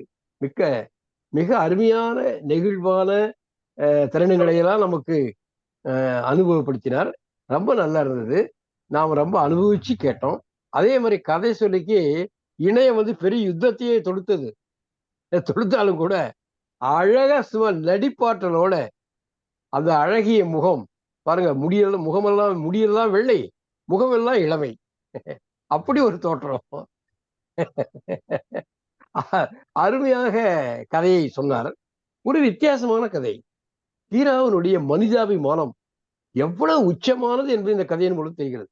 ஊராரால் எள்ளப்படுகிற, ஊராரால் இகழப்படுகிற அவளுடைய இந்த பாலியல் நடவடிக்கைகளால் முகத்தை பார்க்கிற போது ஒரு மாதிரியும், முகத்தை பார்க்காத போது பின்னால் ஒரு மாதிரியும் பேசி இகழப்படுகிற ஒரு ஆளுமை. அவள் எவ்வளவு மிகச்சிறந்த மனிதாபிமானியாக தேர்ந்திருக்கிறாள். தொண்டு என்ற இந்த கதை ஒரு வித்தியாசமான, அவள் பாலியல் தொழிலாளி அல்ல, பாலியலை சுதந்திரமாக பிரயோகித்தவள். பாலியலையும் ஒரு கொலையாக, இளைஞர்களிலிருந்து முதியவர்கள் வரைக்கும், அதுவும் வாய்ப்பு இழந்தவர்கள், வாய்ப்பு தவறியவர்கள், அவர்களுக்கு இந்த உதவி. உடல் பசி என்பது ஒரு மிக முக்கியமான பசி. அந்த பசியையும் ஒரு தர்மமாக செய்திருக்கிறாள், ஒரு அறமாக செய்திருக்கிறாள். இப்படிப்பட்ட ஒரு ஆளுமையை, ஒரு மனித நேயம் என்ற அடிப்படையில் இருந்து இவருடைய மிகச்சிறந்த ஆளுமையை பதிவு செய்திருக்கார். ஜெயகாந்த் தான் இந்த மாதிரி கதைகள்லாம் எழுதுவார். கீரா அந்த கிராமப்புறத்தில் இருக்கக்கூடிய அப்படிப்பட்ட வகை மாதிரியை தேர்ந்தெடுத்து, அவள் எப்படி ஊராரோடு எல்லாவித நடவடிக்கைகளும் தன்னை ஈடுபடுத்திக் கொள்கிறாள். ஊராரால் எழப்பட்டாலும், ஊராரால் எள்ளப்பட்டாலும், ஊராரால் புறக்கணிக்கப்பட்டாலும், அவளை புறக்கணிக்க முடியாதபடி ஒரு உறவை அந்த ஊரோடு வைத்திருந்திருக்கிறாள். மிக அற்புதமான ஒரு ஆளுமை அந்த காமம்மா. காமம்மா என்ற பெயருக்கு ஏற்றவாறு காமத்தையும் எல்லோருக்கும் அன்பாக வழங்கியிருக்கிறாள். அவள் காசு வாங்கியிருந்தால் அவளுக்கு வேறு பெயர், ஆனால் காசு வாங்காமல் இதை கொடுத்திருக்கிறாள். இந்த கற்பு கற்பு என்று பாரதியார் தான் சொல்றாரு. கற்பு கற்பு என்று கதறுகிறார்களே என்று சொல்றார். அந்த மாதிரி இந்த கற்பை உடைத்து இந்த மனிதர், இந்த நம்முடைய சமூகத்தில், நம்முடைய பண்பாட்டில் கற்புக்கென்று ஒரு கற்பிதம் இருக்கிறது. அந்த கற்பை உடைத்து அதன் மூலம் மனிதாபிமானத்தை நிறுவியிருக்கிறாள். இது ஒரு வித்தியாசமான கதை. எல்லாரும் பின்பற்ற முடியாது. ஆனாலும் விடலைகள் புறக்கணிக்க முடியாது, மனைவி எழுந்தவர்கள் புறக்கணிக்க முடியாது. அவர்களுக்கெல்லாம் ஒரு வடிகாலாக இவள் விளங்கி இருக்கிறாள். அதை நியாயம்னு சொல்ல முடியாது, ஆனா அதே சமயத்துல அதை தவிர்க்க முடியாதாகவும் இருந்திருக்கிறது. இந்த பிரச்சனையில அவ ஊருக்கு கடைசி காலத்துல, அந்த ஊரையே, இரண்டாம் உலக போர் காலத்து கதை இது. அந்த காலத்திலேயே அவள் ஒரு பெரிய புரட்சிக்காரியா இருந்திருக்காரு. கணவன் இறந்தவுடனே நான் வெள்ளை புடவை கட்ட மாட்டேன் என்று குரல் கொடுத்திருக்கிறாள். கடைசியில ஒரு சமாதானத்துக்கு வந்து, இன்றைக்கு ஒரு நாள் மட்டும் நான் இந்த இறுதி காரியம் செய்கிற பொழுது மட்டும் நான் உடை உடுத்துகிறேன், ஆனால் அடுத்த நாள் இருந்து நான் வெள்ளைப்புடை உடுத்த மாட்டேன் என்று வைராக்கியமாக சாதித்தாள். அது ஒரு மிகப்பெரிய புரட்சி. அந்த புரட்சி எப்போ 1940களிலே செஞ்சிருக்கிறார். அப்படி பதிவு பண்ணியிருக்காரு கீரா அவர்கள். மிக வித்தியாசமான கதை. ஆனால் நம் உள்ளத்தை நெகிழ வைக்கிற ஒரு நெகிழ்வான ஒரு அவளிடத்தில், அவள் மீது நாம் ஒரு இனம் புரியாத ஒரு அன்பை, ஒரு நேசத்தை, ஒரு பாசத்தை, ஒரு விதமான மரியாதையை செலுத்தக்கூடியதாக இந்த பாத்திரத்தின் மீது நமக்கு ஏற்பட்டிருக்கிறது. மிக அருமையான கதை, மிக அருமையான கதை சொன்னார். அதே போல கீராவுடைய அனுபவத்தை மிக அழகாக ராஜாராம் அவர்கள் பகிர்ந்து கொண்டார்கள். இதற்கெல்லாம் காரணமான நம்முடைய கலை இலக்கிய பெருமன்றத்தினுடைய ஆளுமைகள், நம்முடைய மாநில பொதுச் செயலாளர், நம்முடைய ஒருங்கிணைப்பாளர், அவருக்கு துணை நின்றவர்கள், இந்த உலகம் பூராவும் பார்த்து கொண்டிருக்கிற உலக தமிழர்கள், அவர்கள் அனைவருக்கும் என்னுடைய அன்பும் வாழ்த்துக்களும் நன்றியும் வணக்கம். நன்றி தோழமையே, மிக்க மகிழ்ச்சி. சிவசுப்ரமணியன் தோழர். நம் தோழர்கள் அனைவருக்கும் வணக்கம். இன்னைக்கு கீராவும் நானும் என்பதை பேச வந்த எழுத்தாளர் திரு ராஜாராம் அவர்கள் கீராவை பற்றி ரத்தின சுருக்கமாக சொன்னார். பரிசல் கண்ணாடி, அவ்வளவுதான். இதுக்கு மேல வேற ஒன்றும் சொல்லுவதற்கு இல்லை. அருமையாக சொன்னார், அவருக்கு நன்றி. அடுத்து இந்த கதையை சொன்ன சான் பாக்கியா, ரொம்ப நாங்க இந்த கதையை கேட்கறதுக்கு ரொம்ப பாக்கியம் செஞ்சிருக்கோம்னு சொல்லணும். சானல்ல முளமல்ல, நீங்கள் பல மைல் தூரம் கடந்து விட்டீர்கள், அந்த கதைக்கு உயிர் ஊட்டியிருக்கீர்கள், ரொம்ப ஓரங்க நாடகமாக நல்ல நடித்து காட்டியிருக்கீர்கள். மிகவும் பாராட்டுகளும் வாழ்த்துக்களும். அடுத்து கீரா தன்னுடைய பதிவை இது பண்ணுதாப்புல, காமம்மா வந்து கணவன் இறந்ததும் வெள்ளைச்சலை கட்ட மாட்டோம்டாப்புல, அது ஒரு புரட்சி செய்தாப்புல. அது அந்த அன்னைக்கு ஒரு நாள் மட்டும் கிட்டிக்கிட்டாப்புல, பிறகு கெட்டல, எப்போதும் கெட்டல. இன்னொரு அடியையும் முன்னெடுத்து வைத்து மறுமணம் செய்து கொண்டிருக்க வேண்டும் அப்படின்னு கீரா தன்னுடைய கருத்தை அழுத்தம் திருத்தமாக பதிவு செய்கிறார். அடுத்து காமம்மா இந்த ஊருக்கு வந்து வெளியூர்ல இருந்து வந்தவங்க அந்த ஊர்ல ரொம்ப நல்லவங்களா நடப்பாங்கன்னு இல்ல, உண்மைக்கே நல்லவங்களா இருப்பாங்க. தொண்டு செய்யறாப்புல, நல்லவர்களுக்கு பல வகையில உதவி செய்யறாங்கப்புல. அப்படியே செய்து கொண்டு இருக்கவள் அந்த காவல் போலீஸ்கார வாகனம், காவலர் வாகனம் வரும்போது வேகத்தடையாகவும் இருக்கிறாள். எப்படிப்பட்ட காமம்மா மிகவும் நல்லவள். கதர்ச்சேலையோ என்ன ஒரு இந்த அந்த ஊருக்கே ஒரு தியாகி அப்படின்னே தான் இருக்கு. தியாகி அணிகலனாக விளங்குகிறாள். காமம்மா அப்படின்னு பேரு இருந்ததுனாலே என்னமோ அவங்க புள்ளிக்காரின்னு சொல்லுதாங்க. காமம்மா பேரை வச்சு அந்த மாதிரி புள்ளிக்காரின்னு சொல்லுதாங்க. ஆனா உண்மையிலேயே அந்த காமம்மாவினுடைய பெயர் காருண்யம்மா. ரொம்ப இரக்க குணம் உள்ளவர். நல்லா எல்லாருக்கும் நல்லதை செய்கிறார். கடைசியில கீரா தன்னுடைய கருத்து அழுத்தம் திருத்தமா சொல்றாரு. அவள் வாழ்ந்த வீடு சிதைந்து போயிருக்கிறது, அந்த ஊருக்குள்ளேயே போகணுமா அப்படின்னு கீரா அவர்கள் நினைக்கிறாரு. அதுதான் அந்த காமம்மாவை ரொம்ப உயர்த்தி பிடிக்கிறது. அவர் உயர்த்தி காட்டியிருக்கிறார் என்றே சொல்ல தோன்றுகிறது. வாய்ப்புக்கு நன்றி. நன்றி தோழமையே, மிக்க மகிழ்ச்சி. வேற யாராவது பின்னோட்டம் சொல்றீங்களா? இல்லைன்னா நிறைவா பொதுச்செயலாளர் போகுது. வேற யாரும் பின்னோட்டம் சொல்றீங்களா? ரேவதியம்மா சொல்றேன். எல்லாரும் ராஜாராம் ஐயா அவங்க கீராவும் நானும் தலைப்புல சொன்ன நிகழ்ச்சிகள், அந்த இதுகள்லாம் கேட்கும்போது மிகவும் நமக்கு உணர்ச்சி வசப்படுற மாதிரி இருக்கு. நம்ம அந்த மாதிரி எல்லாம் நைனாவை பார்க்காம விட்டுட்டோமே, நம்ம பக்கத்துல ஊர்ல இருந்திருக்கோம் பிறந்திருக்கோம் அப்படிங்கிற மாதிரி ஒரு தோற்றம் தோணுது. அவர் கரிசல் கண்ணாடி அப்படின்னு சொல்லி ஒத்தவரையில சொன்னது ரொம்ப சரியாகத்தான் இருக்குது. அடுத்து கதை சொல்லி பொய்க்காத வானம், அவர் ஆளுக்கும் அவருடைய குரலுக்கும் பொருத்தம் இல்லாம பார்க்கும்போது வயதானவர் மாதிரி தெரிஞ்சாலும் ஆனா சத்தம் நல்ல இனிமையாக இருக்குது. அவருக்கு கதை சொல்லிக்கு என்னுடைய வாழ்த்துக்களை தெரிவிச்சுக்கிறேன். இந்த தொண்டு அப்படிங்கிற கதையை படிக்கும்போது இந்த மாதிரி உள்ள பெண்கள் எல்லா கிராமத்துகளிலும் இருக்கத்தான் செய்யறாங்க, இப்பயும் இருக்கத்தான் செய்யறாங்க. நான் திருமணமாகி வந்த புதியதுல எனக்கு இதெல்லாம் ஒரு புதிய ஒரு அனுபவம். ஒரு அக்காவோட நான் நல்ல ஃப்ரெண்ட்ஷிப்பா இருப்பேன். ஒரு நாள் திடீர்னு அவளை அடிச்சு முடிக்கி ஊரை விட்டு வெளியில பத்தி விட்டாங்க. அப்புறம் பார்த்தா மறுநாள் காலையில இந்த சாமி வீட்டு பிள்ளைங்கள அவ கூட போய் இதா இருக்குன்னு என்னைய சொல்லுவாங்க. திரும்பி கொஞ்ச நாள் சமாதானம் ஆன பிறகு அந்த அக்கா வந்த பிறகு நான் இவர்கிட்ட கேட்டேன், எல்லாரும் அந்த அக்காவை மோசம்ன்றாங்க, நான் எப்படி அவர்கிட்ட பேசவா வேண்டாமா அப்படின்ட்டு. நீ எப்பயும் போல பேசு, அது அவங்களுடைய இதா இருந்தா இருந்துட்டு போகுது, நீ என்னைக்கும் போல உன்னுடைய நட்பை தொடர்ந்துக்கோ அப்படின்னு சொன்னாங்க. அது அந்த மாதிரி இருக்கிற பொம்பளைங்க இந்த கதையில வந்த மாதிரி நிறைய தொண்டுள்ளம், நல்ல ஒரு உதவி செய்யற மனப்பான்மையில இருக்கிற ஆளுகளா தான் இருக்காங்க. அவங்களுடைய நான் நிறைய கிராமத்துல இருக்கிறதுனால நமக்கும் ஆளுகள் யார் என்ன ஏது அப்படிங்கிறது தெரியும். அந்த மாதிரி ஆளுகளை பார்க்கும்போது சில நேரத்துல எனக்கு மனசுக்குள்ள ஒரு இறுக்கமாக தான் தெரியும். அவங்களும் நல்ல வேலை செஞ்சு எல்லார் வாயிலையும் விழுகிறாங்களே அப்படின்ட்டு இந்த தொண்டுங்கிற கதையை மறக்கவே முடியாது. அதை அருமையாக கூறிய ஜான் பாக்கியா ஐயா அவர்களுக்கு மிகவும் நன்றிகளை தெரிவித்துக் கொள்கிறேன். நன்றி, வணக்கம். நன்றி தோழமையே. அறச்செல்வி தோழர். அனைவருக்கும் வணக்கம். இன்றைய சிறப்பு விருந்தினர் அருமையா நிகழ்வுகள் எல்லாம் சொன்னாங்க. ஏற்கனவே ஐயா சிறப்பு விருந்தினர் கரிசல் காட்டின் கண்ணாடினாரு. நான் அதை ஏற்கனவே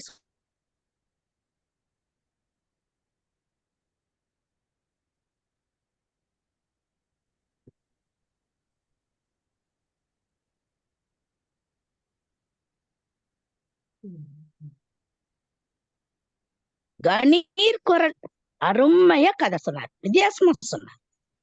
ஒரு மைனஸ் பாயிண்ட பிளஸ் பாயிண்டா ஆக்கியிருக்காரு கீரா ஐயா. கனத்த கதாபாத்திரம். நல்லவங்க தொண்டு செய்யறதெல்லாம் பெரிய விஷயமே இல்லைங்க. நல்லவங்க தொண்டு செய்யறது இயல்பான ஒரு குணம்.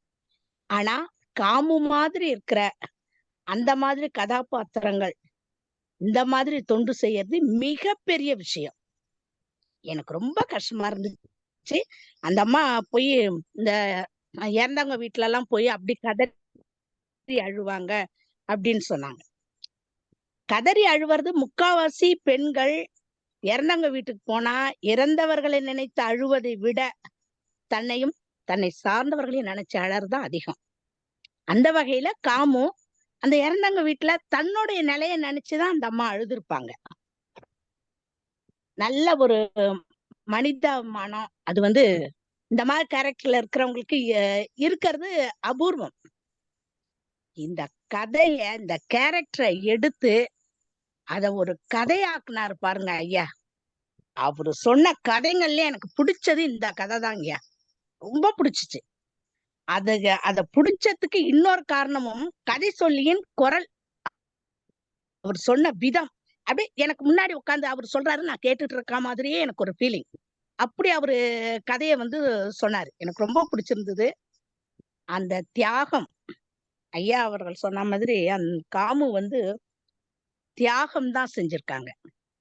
தனக்குன்னு தன்னோட ஆசைன்னு எதுவும் கிடையாது, தனக்குன்னு எதுவும் சொத்து சேர்த்து வச்சுக்கணும்னு இல்ல, மற்றவர்களுக்காக வயிற்று பசியையும் உடல் பசியும் தீர்த்த ஒரு தாய்மையான குணம்னு கூட சொல்லலாம். அந்த அம்மாவுக்கு இருந்த குணம் தாய்மை. ஆனா செய்தது மிக மிக மிக பெரிய தொண்டு.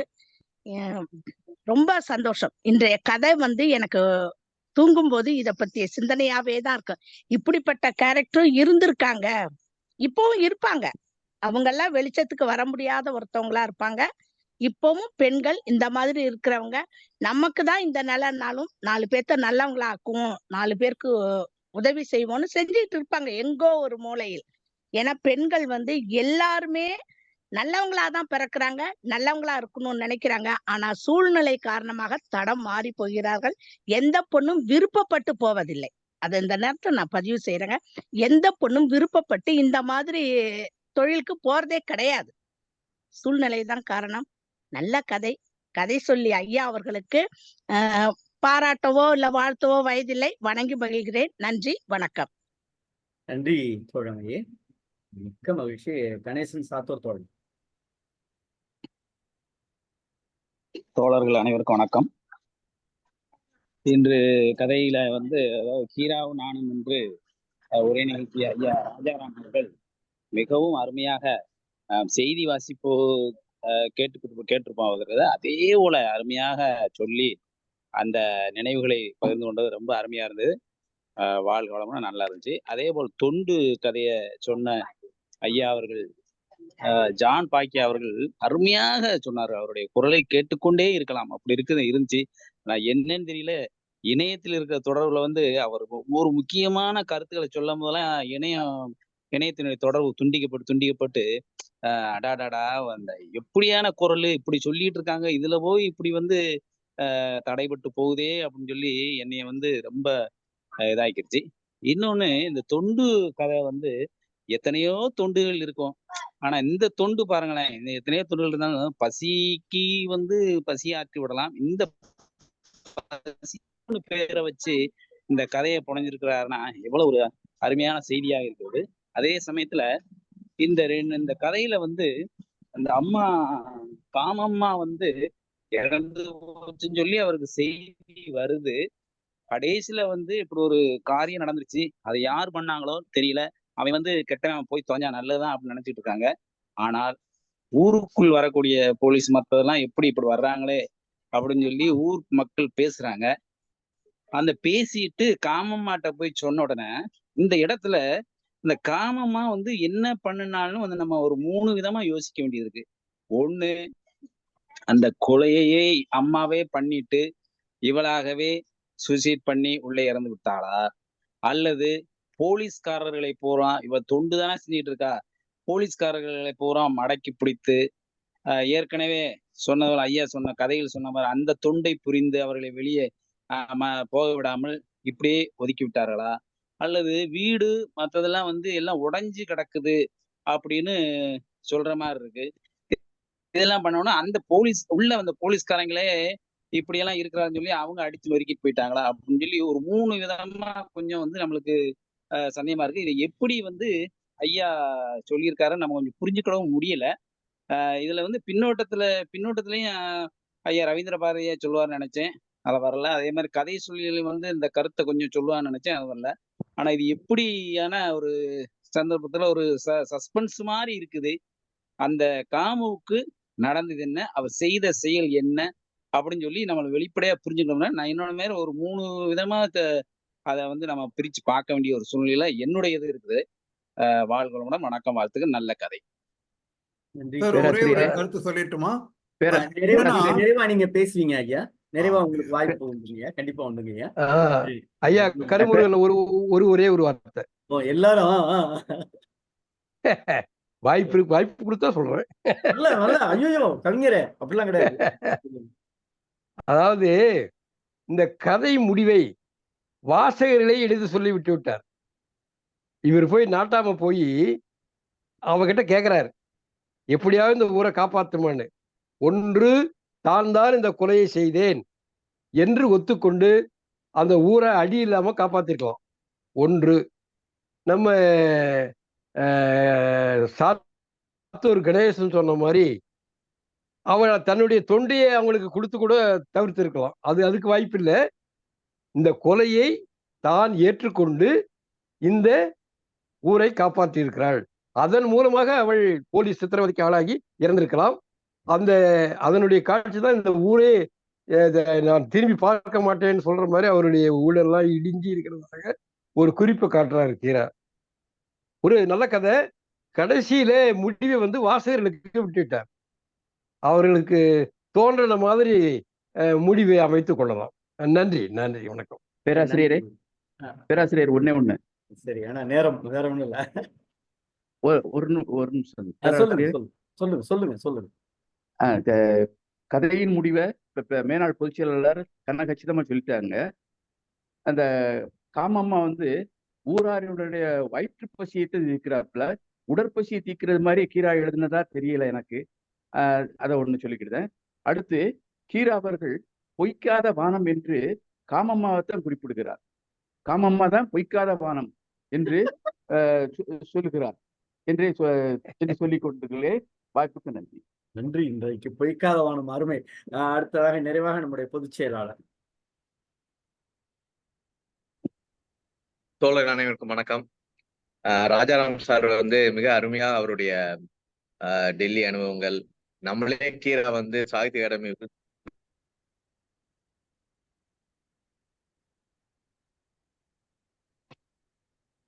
கேக்குதா ஐயா? கேக்குது. நம்மளே டெல்லி போய் கீரா ஓட்ட சேர்ந்து நாமும் வாங்கினது போல உள்ளவர்களே. அந்த கீரா தாம்பரம் டிபி சானிட்டோரியத்துல இருந்தது. டி ஜானகிராமுக்கும் அவருக்குள்ள பழக்கம். அவர் வீட்டுல இருந்து அவருடைய பக்கத்து கிராமத்துல இருந்து அவரும் அவர் மனைவியும் சைக்கிள்ல போய் பார்த்தது, இதெல்லாம் மிக அருமையா இருந்தது. கதை ரொம்ப அற்புதமான கதை. அறச்செல்வியமா சொன்ன மாதிரி கீரா சொன்ன இந்த எடுத்த பாத்திரங்களிலே மிக மனதை தொட்ட ஒரு பாத்திரம். நீங்க தேவரெடியாள்கள் உலகம் முழுக்கவே தேவரெடியாள் தன்மை இருந்தது. அது இந்து மதத்துக்கு மட்டுமல்ல, ஐரோப்பாவிலும் இருந்திருக்குது. 3ஆம் நூற்றாண்டில் கிறிஸ்துவம் தான் போய் அதை அழிச்சது. அது ஒரு ஆணாதிக்க சமூகம் வரும்போது, பெண்ணை பாலியல் ரீதியாக சுரண்டும் போது, இது தெய்வத்துக்கு செய்யும் தொண்டு என்ற அடிப்படையில் தான் உலகம் முழுவதும் இருந்தது தேவரெடியாள்கள் என்ற முறை. இந்து மதத்தில் 20ஆம் நூற்றாண்டு 19ஆம் நூற்றாண்டு 20ஆம் நூற்றாண்டு வரை தொடர்ந்தது. அது தேவர்களுக்கு கோயிலில் உள்ள பூசாரிகளுக்கும் அந்த தர்ம கர்த்தாக்களுக்கும் செய்யும் தொண்டாக இருந்ததை கீரா ஒரு தடால் அடியாக அடித்து மாற்றுகிறார். இதுல அந்த மர்டர் அதை பத்தி எல்லாம் குழப்ப வேண்டாம். வயசாயிடுச்சோ இல்லையோ அந்த கவுண்டர்கிட்ட கேட்காரு, எப்படி இறந்தாங்க? வயசாயிருச்சு. இப்ப அவ கையில காசே இல்லை, காப்பி கடை நடத்திக்கிட்டு இந்த இதையும் செஞ்சுக்கிட்டு இருக்கா. இது கூடகமா தான் சொல்லிட்டே போறாரு, நேரடியா சொல்லல. அவர் கீரா வயிற்று பசிக்குன்னு போனா எந்த இறக்கமுள்ள பெண்ணும் சோறு வயிறு நிறைய சோறு போட்டுருவா. ஆனா இதை செய்ய முடியுமா? இதை இவளால மட்டும்தான் செய்ய முடியும், காமம்மாவால மட்டும்தான் செய்ய முடியும் அப்படின்ட்டு. அதுக்கப்புறம் அந்த சுப்பையும் ஆசாரி சொல்றது, நம்ம எங்கெங்க படிக்காங்களோ இல்லையோ இங்க போய் பாடம் படிச்சுக்கிடுவாங்க நம்ம ஊர் இளவட்டங்கள்லாம் அப்படின்னு சொல்றது. அதுக்கப்புறம் எல்லாமே மிக நாகரிகமாக மிக மிக நாகரிகமாக சொல்லிக்கொண்டே போய்கிட்டு இருக்காரு. அந்த ஒரு இளவட்ட பையன் போனவன் ஏன் அந்த வயசானவர் வராரு அப்படின்னு அவனுக்கு அறிவுரை சொல்றவளாவும் கொண்டு வர்றார் கீரா. நீ இப்படியெல்லாம் தெரிஞ்சுக்கிட்டு இருக்கக்கூடாது, ஒழுங்கா கல்யாணம் முடிச்சு ஒரு ஆளோட இருன்னு சொல்றாரு. அதே நேரத்துல அந்த வயசாளி ஏன் வர்றாருங்க, அவர் மனைவி இறந்து போயிட்டாரு, என்னடா செய்வாரு, நீ உனக்கு என்னடா அது, நீ இது போ. அதுலதான் சூடாகி கொதிச்சு போறப்ப மனம் குளிர்ந்து வர்றதெல்லாம் அப்படி ஒரு கூடமா சொல்லிட்டே போறாரு. ஆனா இவளை பத்தி என்ன இந்த ஊரு பேசுது, அது ஒரு பக்கம் சித்தரிச்சுட்டே போறாரு. இப்ப இள வீட்டுல போனா எப்படி அழுவா, இவ வந்து என்னென்ன மாதிரி ஒரு இக்கட்டான சூழல் வருந்தப்ப அது வந்து அந்த 2 பிள்ளைகள்லாம் போகணும், காட்டுக்குள்ள போயிடணும். ஆனா அவங்க போல, ஊருக்குள்ளதான் இருக்காங்க. அப்ப என்ன செய்யறது? கொஞ்ச நேரம் சமாளிக்கணும் போலீஸ்காரர்களை. அப்ப தைரியமா தன்னுடைய இதை வந்து சமாளிக்கிற அந்த காவல்தான். அப்ப என்ன கொண்டுறாருன்னா, இந்த ஊர் எப்படி இருக்கு, ஒரு ஊர்ல உள்ள ஒட்டுமொத்த பெண்களையும் காத்தவள் அவ. ஆனால் இந்த ஊர் எப்படி அவளை இது பண்ணுச்சு? நீங்க கற்புன்னு புதுமை பித்தன் ஒரு கதை எழுதியிருப்பார் பொன்னகரத்தை பத்தி. அதுல ஒரு ரிக்ஷா குதிரை வண்டி தொழிலாளின்னு நினைக்கிறேன். அவருக்கு வந்து காய்ச்சல் இருக்கும், பால் கஞ்சி வேணும். பால் கஞ்சி போடுறதுக்கு காசு இருக்காது. அப்பதான் ஒரு தெரு சந்துக்குள்ள அந்த மனைவி வந்து இன்னொருத்தரோட போய் இது உடனே அங்க முடிச்சிருப்பாரு. கற்பு கற்பு என்று கதைக்கிறீர்களே, இதுதான்டா பொன்னகரம் அப்படின்னு முடிச்சுட்டு போயிருப்பாரு. அது வந்து புதுமை பித்தன் முன்னாடியே எழுதுனது. அதனுடைய ஒரு தொடர் சங்கிலியாக கூட இதை பார்க்கலாம். அதுல கற்பு கற்புன்னு கதைக்கிறீங்களே, ஆனால் இவள் செய்த ஆனா இவளுக்கு ஒரு பேக்ரவுண்ட் கொடுக்காரு. அது இவ எப்படிப்பட்டவ, வெள்ளச்சேலை கட்ட மாட்டேன்னு சொன்னவ, இளம் விதவை. அதுல இன்னொரு சயின்டிபிக் உள்ளேயும் வைக்காரு. பொதுவா வலிப்பு வந்த நோயாளிகள் வந்து நீர்நிலைகள்ல அண்டக்கூடாதுன்றது ஒரு மெடிக்கல் அட்வைஸ். தீ பக்கத்துல போகக்கூடாது. ஏன்னா சமையல் பண்ணிக்கிட்டு இருக்காங்க ஒரு பெண்ணு, வலிப்பு வந்துருச்சுன்னா தோசைக்கல் மேல விழுந்தவங்க எல்லாம் பார்த்திருக்கோம். தீ மேல அப்படியே விழுந்தவங்களை பார்த்திருக்கோம். விழுந்து பக்கத்துல சத்தம் கேட்டு வந்து தீயில எரிஞ்சு முகம் தோசைக்கல் மேல கடந்தது அப்படின்னு கொண்டு வந்திருக்காங்க. தண்ணி பக்கத்துல இருந்தா வலிப்பு வந்து தண்ணிக்குள்ள விழுந்தாங்கன்னா அவ்வளவுதான். முழங்கால் அளவு தண்ணி இருந்தா கூட போதும், அதுலயே விழுந்து இறந்து போயிடுவாங்க. அதே மாதிரி மொட்டை மாடியில இருக்கக்கூடாது. அத கீராக்கு வந்து சயின்ஸ் எல்லாம் அந்நேரம் இவ்வளவு ஒரு வெட்டு வலிப்பு நோய் குறித்த இதனால ஒரு இயல்பான நிகழ்வை பதிவு செய்யும் போது, மிகச்சரியாக கச்சிதமாக பதிவு செய்யும் போது எல்லாமே ஒரு உண்மை அவரால் ஒரு ஆழ்ந்து பார்க்கக்கூடிய ஒரு திறன் இருந்திருக்கு. அதான் இந்த இதுல கதையிலையும் வந்து என்னன்னா, ஒரு இந்த கதையில இப்படி ஒரு மனுஷிய ரொம்ப கவனமா கவனிச்சாரு பாருங்க. இந்த இறப்பு சொன்னப்ப எனக்கு வருத்தம் இல்லைன்னு சொல்லிட்டா கூட எப்பேற்பட்ட மனுஷின்னு பாரு. கொஞ்சம் கூட அந்த சில இடங்கள்ல எல்லாம் கொஞ்சம் கீராவனுடைய அந்த வழக்கமான இந்த இவங்க சொன்னாங்களே, வெண்ணிலா சொன்னாங்களே, அந்த தேவதாசிகள் பத்தி புக்கு கொடுத்தப்ப படத்தெல்லாம் பாத்துட்டேமா, புக்க படிச்சுட்டேன்னு சொல்ல, பாத்துட்டேமான்னு அந்த படங்களை பார்த்ததாக சொன்னாங்க. அந்த மாதிரியான ஒரு துணி சில இடங்களில் தெரிந்தாலும் மிக அருமையான ஒரு அந்த நீங்க வந்து ஒரு பக்கம் புராணம் கட்டமைத்த இதுல இதுவரை 20ஆம் நூற்றாண்டு வரை வந்த தேவரடியார்களின் தொண்டும், இந்த கிராமத்தை காப்பாற்றுவதற்காக காமம்மாள் செய்த தொண்டு. புள்ளிக்காரின்றது ஏன் எப்படி வந்துச்சுன்றது தெரியல. அதனுடைய இதை நம்ம சொல்லல. நம்ம எய்ட்ஸ் நோய் கூட புள்ளிராஜாக்கு எய்ட்ஸ் வருமானலாம் ஒரு இது வந்துச்சு. புள்ளிக்காரின்றது ஏன் எங்கனக்குள்ள அவளுக்கு பேர் வந்துச்சுன்ற இது உள்ள இல்ல. கீரா அவரோட பழகியவர் நெருங்கியவர்கள் நமக்கு சொன்னா அது வந்து தெரியும். மிக அருமையான கதை. ஒரு விளிம்பு நிலையில் உள்ள ஒரு மனுஷியை, அவள்கிட்ட உள்ள ஒரு நியாயத்தை, அவர்கிட்ட உள்ள ஒரு கருணை உள்ளத்தை மிக கவனமாக, அவர்கிட்ட உள்ள முற்போக்குயான ஒரு சிந்தனை உள்ள ஒரு பெண் இப்படியெல்லாம் இருக்கான்றத மிக தத்ரூபமாக மனதை தொடும் வகையில் சித்தரித்துள்ளார் கீரா. கதை சொல்லி மிக அருமையா சொன்னாங்க. எங்க ஸ்கூல் டிஓங்க மிக அருமையா சொன்னாங்க. அவருடைய அந்த பொய்க்காத வானம் மிக அருமையாக இருக்கும். அனைவரும் அந்த சேனலை சப்ஸ்கிரைப் செய்ய வேண்டும் என கேட்டுக்கொள்கிறேன். நன்றி. நன்றி பொதுச்செயலாளர் அவர்கள். ஐயா கதை சொல்லி ஐயா சொல்லலாம் ஐயா. அனைவருக்கும் மிகுந்த நன்றி. இந்த மாதிரி ஒரு வாய்ப்பு எனக்கு கொடுத்ததுக்கு திரும்பவும் நான் நன்றி சொல்லிக்கிறேன். நீங்கள் அப்பப்போ எனக்கு இந்த வாய்ப்பு கொடுங்க, தயவு செய்து. நான் காத்துட்ருப்பேன். எப்போ எதுவான இந்த மாதிரி விஷயங்கள் கேட்டிங்கன்னா ஒரு நாளைக்கு முன்னாடி சொன்னால் கூட போதும், நான் அதை உள்வாங்கிட்டு என்னால் செய்ய முடியும். வாழ்த்துக்கள். என்னை பாராட்டின, என்னை விமர்சித்த ஒவ்வொருவருக்கும் என்னுடைய மனமார்ந்த நன்றிகள். இந்த வாய்ப்பு கொடுத்த இந்த அமைப்புக்கும் மிகுந்த நன்றிகள். நன்றி சார். நன்றி தோழமையா. ஐயா ராஜாராமையா எதுவும் சொல்றீங்களா? ராஜாராமையா.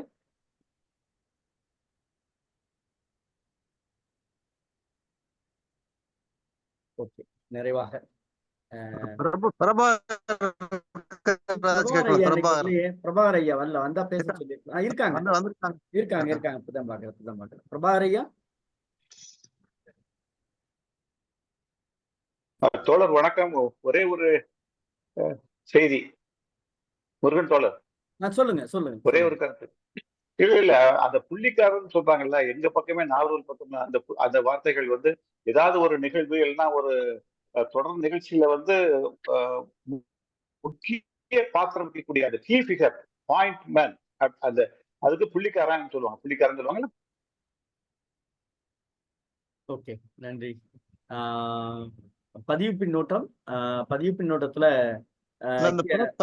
பிரபார் ஐயா வந்திருக்காங்க. பிரபார் ஐயா இந்த பதிவு பின்னோட்டம் முடிச்சிடுறேன். முடிக்கும் ஐயா பேர் சொல்றேன். பதிவு பின்னோட்டம். திலகவதி அம்மா கீரா பற்றிய மழை ஐயா, அருமை ஐயா, நன்றி அப்படின்னு போட்டிருக்காங்க. பொன் ஏழுமலை தோழர், விஜயம், சரோஜ் நாராயணசாமி போன்ற வரிசையில் ராஜாராம் குரல் என் இளமை காலத்தில் செய்து கேட்பதில் ஆர்வம் ஊட்டியது அப்படின்னு போட்டிருக்காங்க. அடுத்து அகில தோழர், இக்கதை குமுதம் இதழில் 1991ஆம் ஆண்டு வெளிவந்துள்ளது. கீரா நூற்றாண்டில் இலக்கிய ஆளுமை கதையை அருமையாக சொன்னார்கள் போட்டிருக்காங்க. அறச்சொல்லி தோழர், சிறப்பு விருந்தினர் புதிய தகவல்கள் அருமை, நன்றி. இன்றைய கதை சொல்லி வித்தியாச முறையில் கதை கூறினார். கனி குரலில் அருகில் இருந்து கதை சொல்வது போல் இருந்தது. காமுவை தரம் தாழ்த்தாமல் உயர்த்தி பேசியது அருமை, நன்றி அப்படின்னு போட்டிருக்காங்க. திலகவதி அம்மா மிகவும் அருமையாக கதை சொன்னார் அப்படின்னு போட்டிருக்காங்க. ரேவதி அம்மா, சில மாதங்களுக்கு முன் எங்கள் கிராமத்தில் ஒரு கொலை நடந்து விட்டது. பள்ளி வரும் பிள்ளைகள் பல்வேறு இடங்களுக்கு பறந்து விட்டார்கள். ஊரில் வயதானவர்கள் மட்டுமே இருந்தார்கள். நிறைய காவல்காரர்கள் கூட்டமாக கூடிவிட்டார்கள். கொலை செய்த பையன் வீட்டை துவம்சம் செய்து விட்டார்கள். ஊர் மக்களே, கதையை படிக்கும்போது இந்த நிகழ்வு நினைவில் வந்தது அப்படின்னு போட்டிருக்காங்க. நன்றி தோழமைகளே. பிரபாகர் ஐயா, அந்த கேட்க நான் சொல்றது கேட்குது, சொல்லுங்க.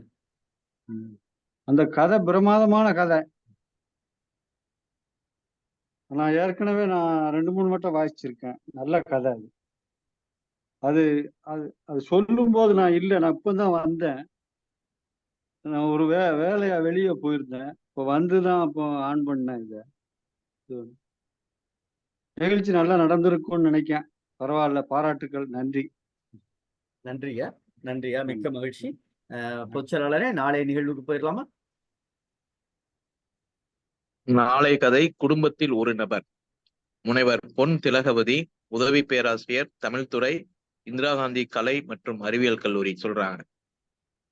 கீராவும் நானும் என்ற தலைப்பில் புதுவையைச் சேர்ந்த எழுத்தாளர் துளசி பாக்கியவதி அவர்கள் நாளை தன்னுடைய அனுபவங்களை நம்மிடையே பகிர இருக்கிறார். நன்றி பொதுச்செயலாளர் அவர்களே, நன்றி.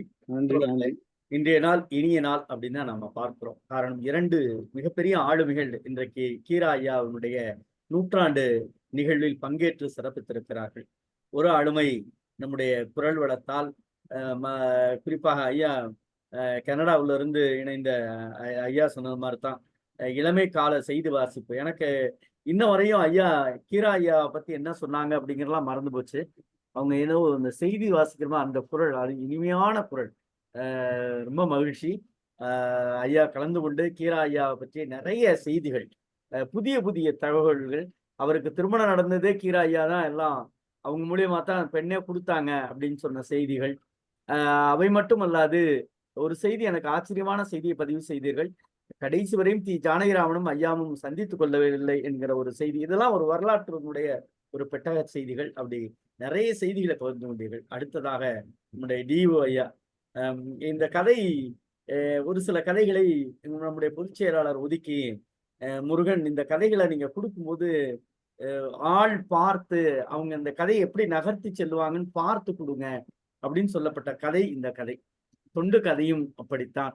இதை நான் படித்த பிறகு கொஞ்சம் எப்படி இந்த விமர்சனம் வரும் என்கிற பயமெல்லாம் இருந்தது. எனக்கு தெரிஞ்சது, நான் நினைச்சேன் இந்த ஐயா சொன்னா நல்லா இருக்குமே, நம்முடைய டிஓ சொன்னா நல்லா இருக்குமே அப்படின்னு நினைக்கும் போது, அவங்களே நானும் ஒரு கதை சொல்லுகிறேன் என்று சொன்ன பிறகு, அப்பா சொல்ல வேணும்.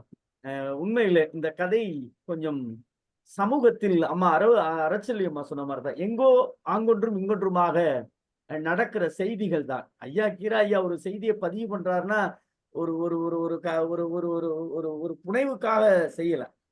அதுல இருக்கக்கூடிய 50% உண்மை தரவுகளையும் வைத்துக் கொண்டு தான் புனைவு செய்தியாக மாற்றி அடுத்த தலைமுறைக்கு ஒரு பதியமாக இலக்கிய பதிவீடாக தந்திருக்கிறார்.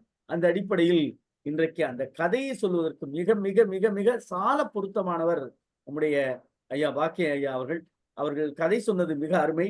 இணையம்தான் அங்கங்கே சிக்கல்கள் அவருக்கு மட்டும் ஏற்படும், நமக்கு தான். ஐயோ இந்த கதையை ஐயா ஐயா சொல்றதுல கேட்கறதுக்கு அப்படின்னு ஒரு நெஞ்சு பதவதைக்கிற மாதிரியான ஒரு சூழல் இருந்தாலும் கூட, உண்மையிலே இவ்வளவு நேரம் பொறுமையாக ஒரு மிக உயர்ந்த பொறுப்பில் இருந்தாலும் கூட பொறுமையாக எங்களோடு பயணித்த அவருக்கும் தமிழ்நாடு கலை இலக்கிய பெருமன்றத்தின் சார்பாக நெஞ்ச நிறைந்த வாழ்த்துக்களை சொல்லி, பின்னூட்டத்தாலும் இதற்காக நேரங்களை ஒதுக்கி கீரா ஐயாவிற்காக இணைந்திருக்கக்கூடிய பல்வேறு ஆளுமைகள் அத்துணை பேருக்கும் தமிழ்நாடு கலை இலக்கிய பெருமன்றத்தின் சார்பாக நெஞ்சம் நிறைந்த நன்றிகளையும் பாராட்டுகளையும் சொல்லி, தோழமைகளை நாளை தினம் இரவு 8 மணிக்கு கீரா ஐயா அவர்களின் கரம் பிடித்து தமிழ்நாடு கலை இலக்கிய பெருமன்றம் உங்களோடு நன்றியும்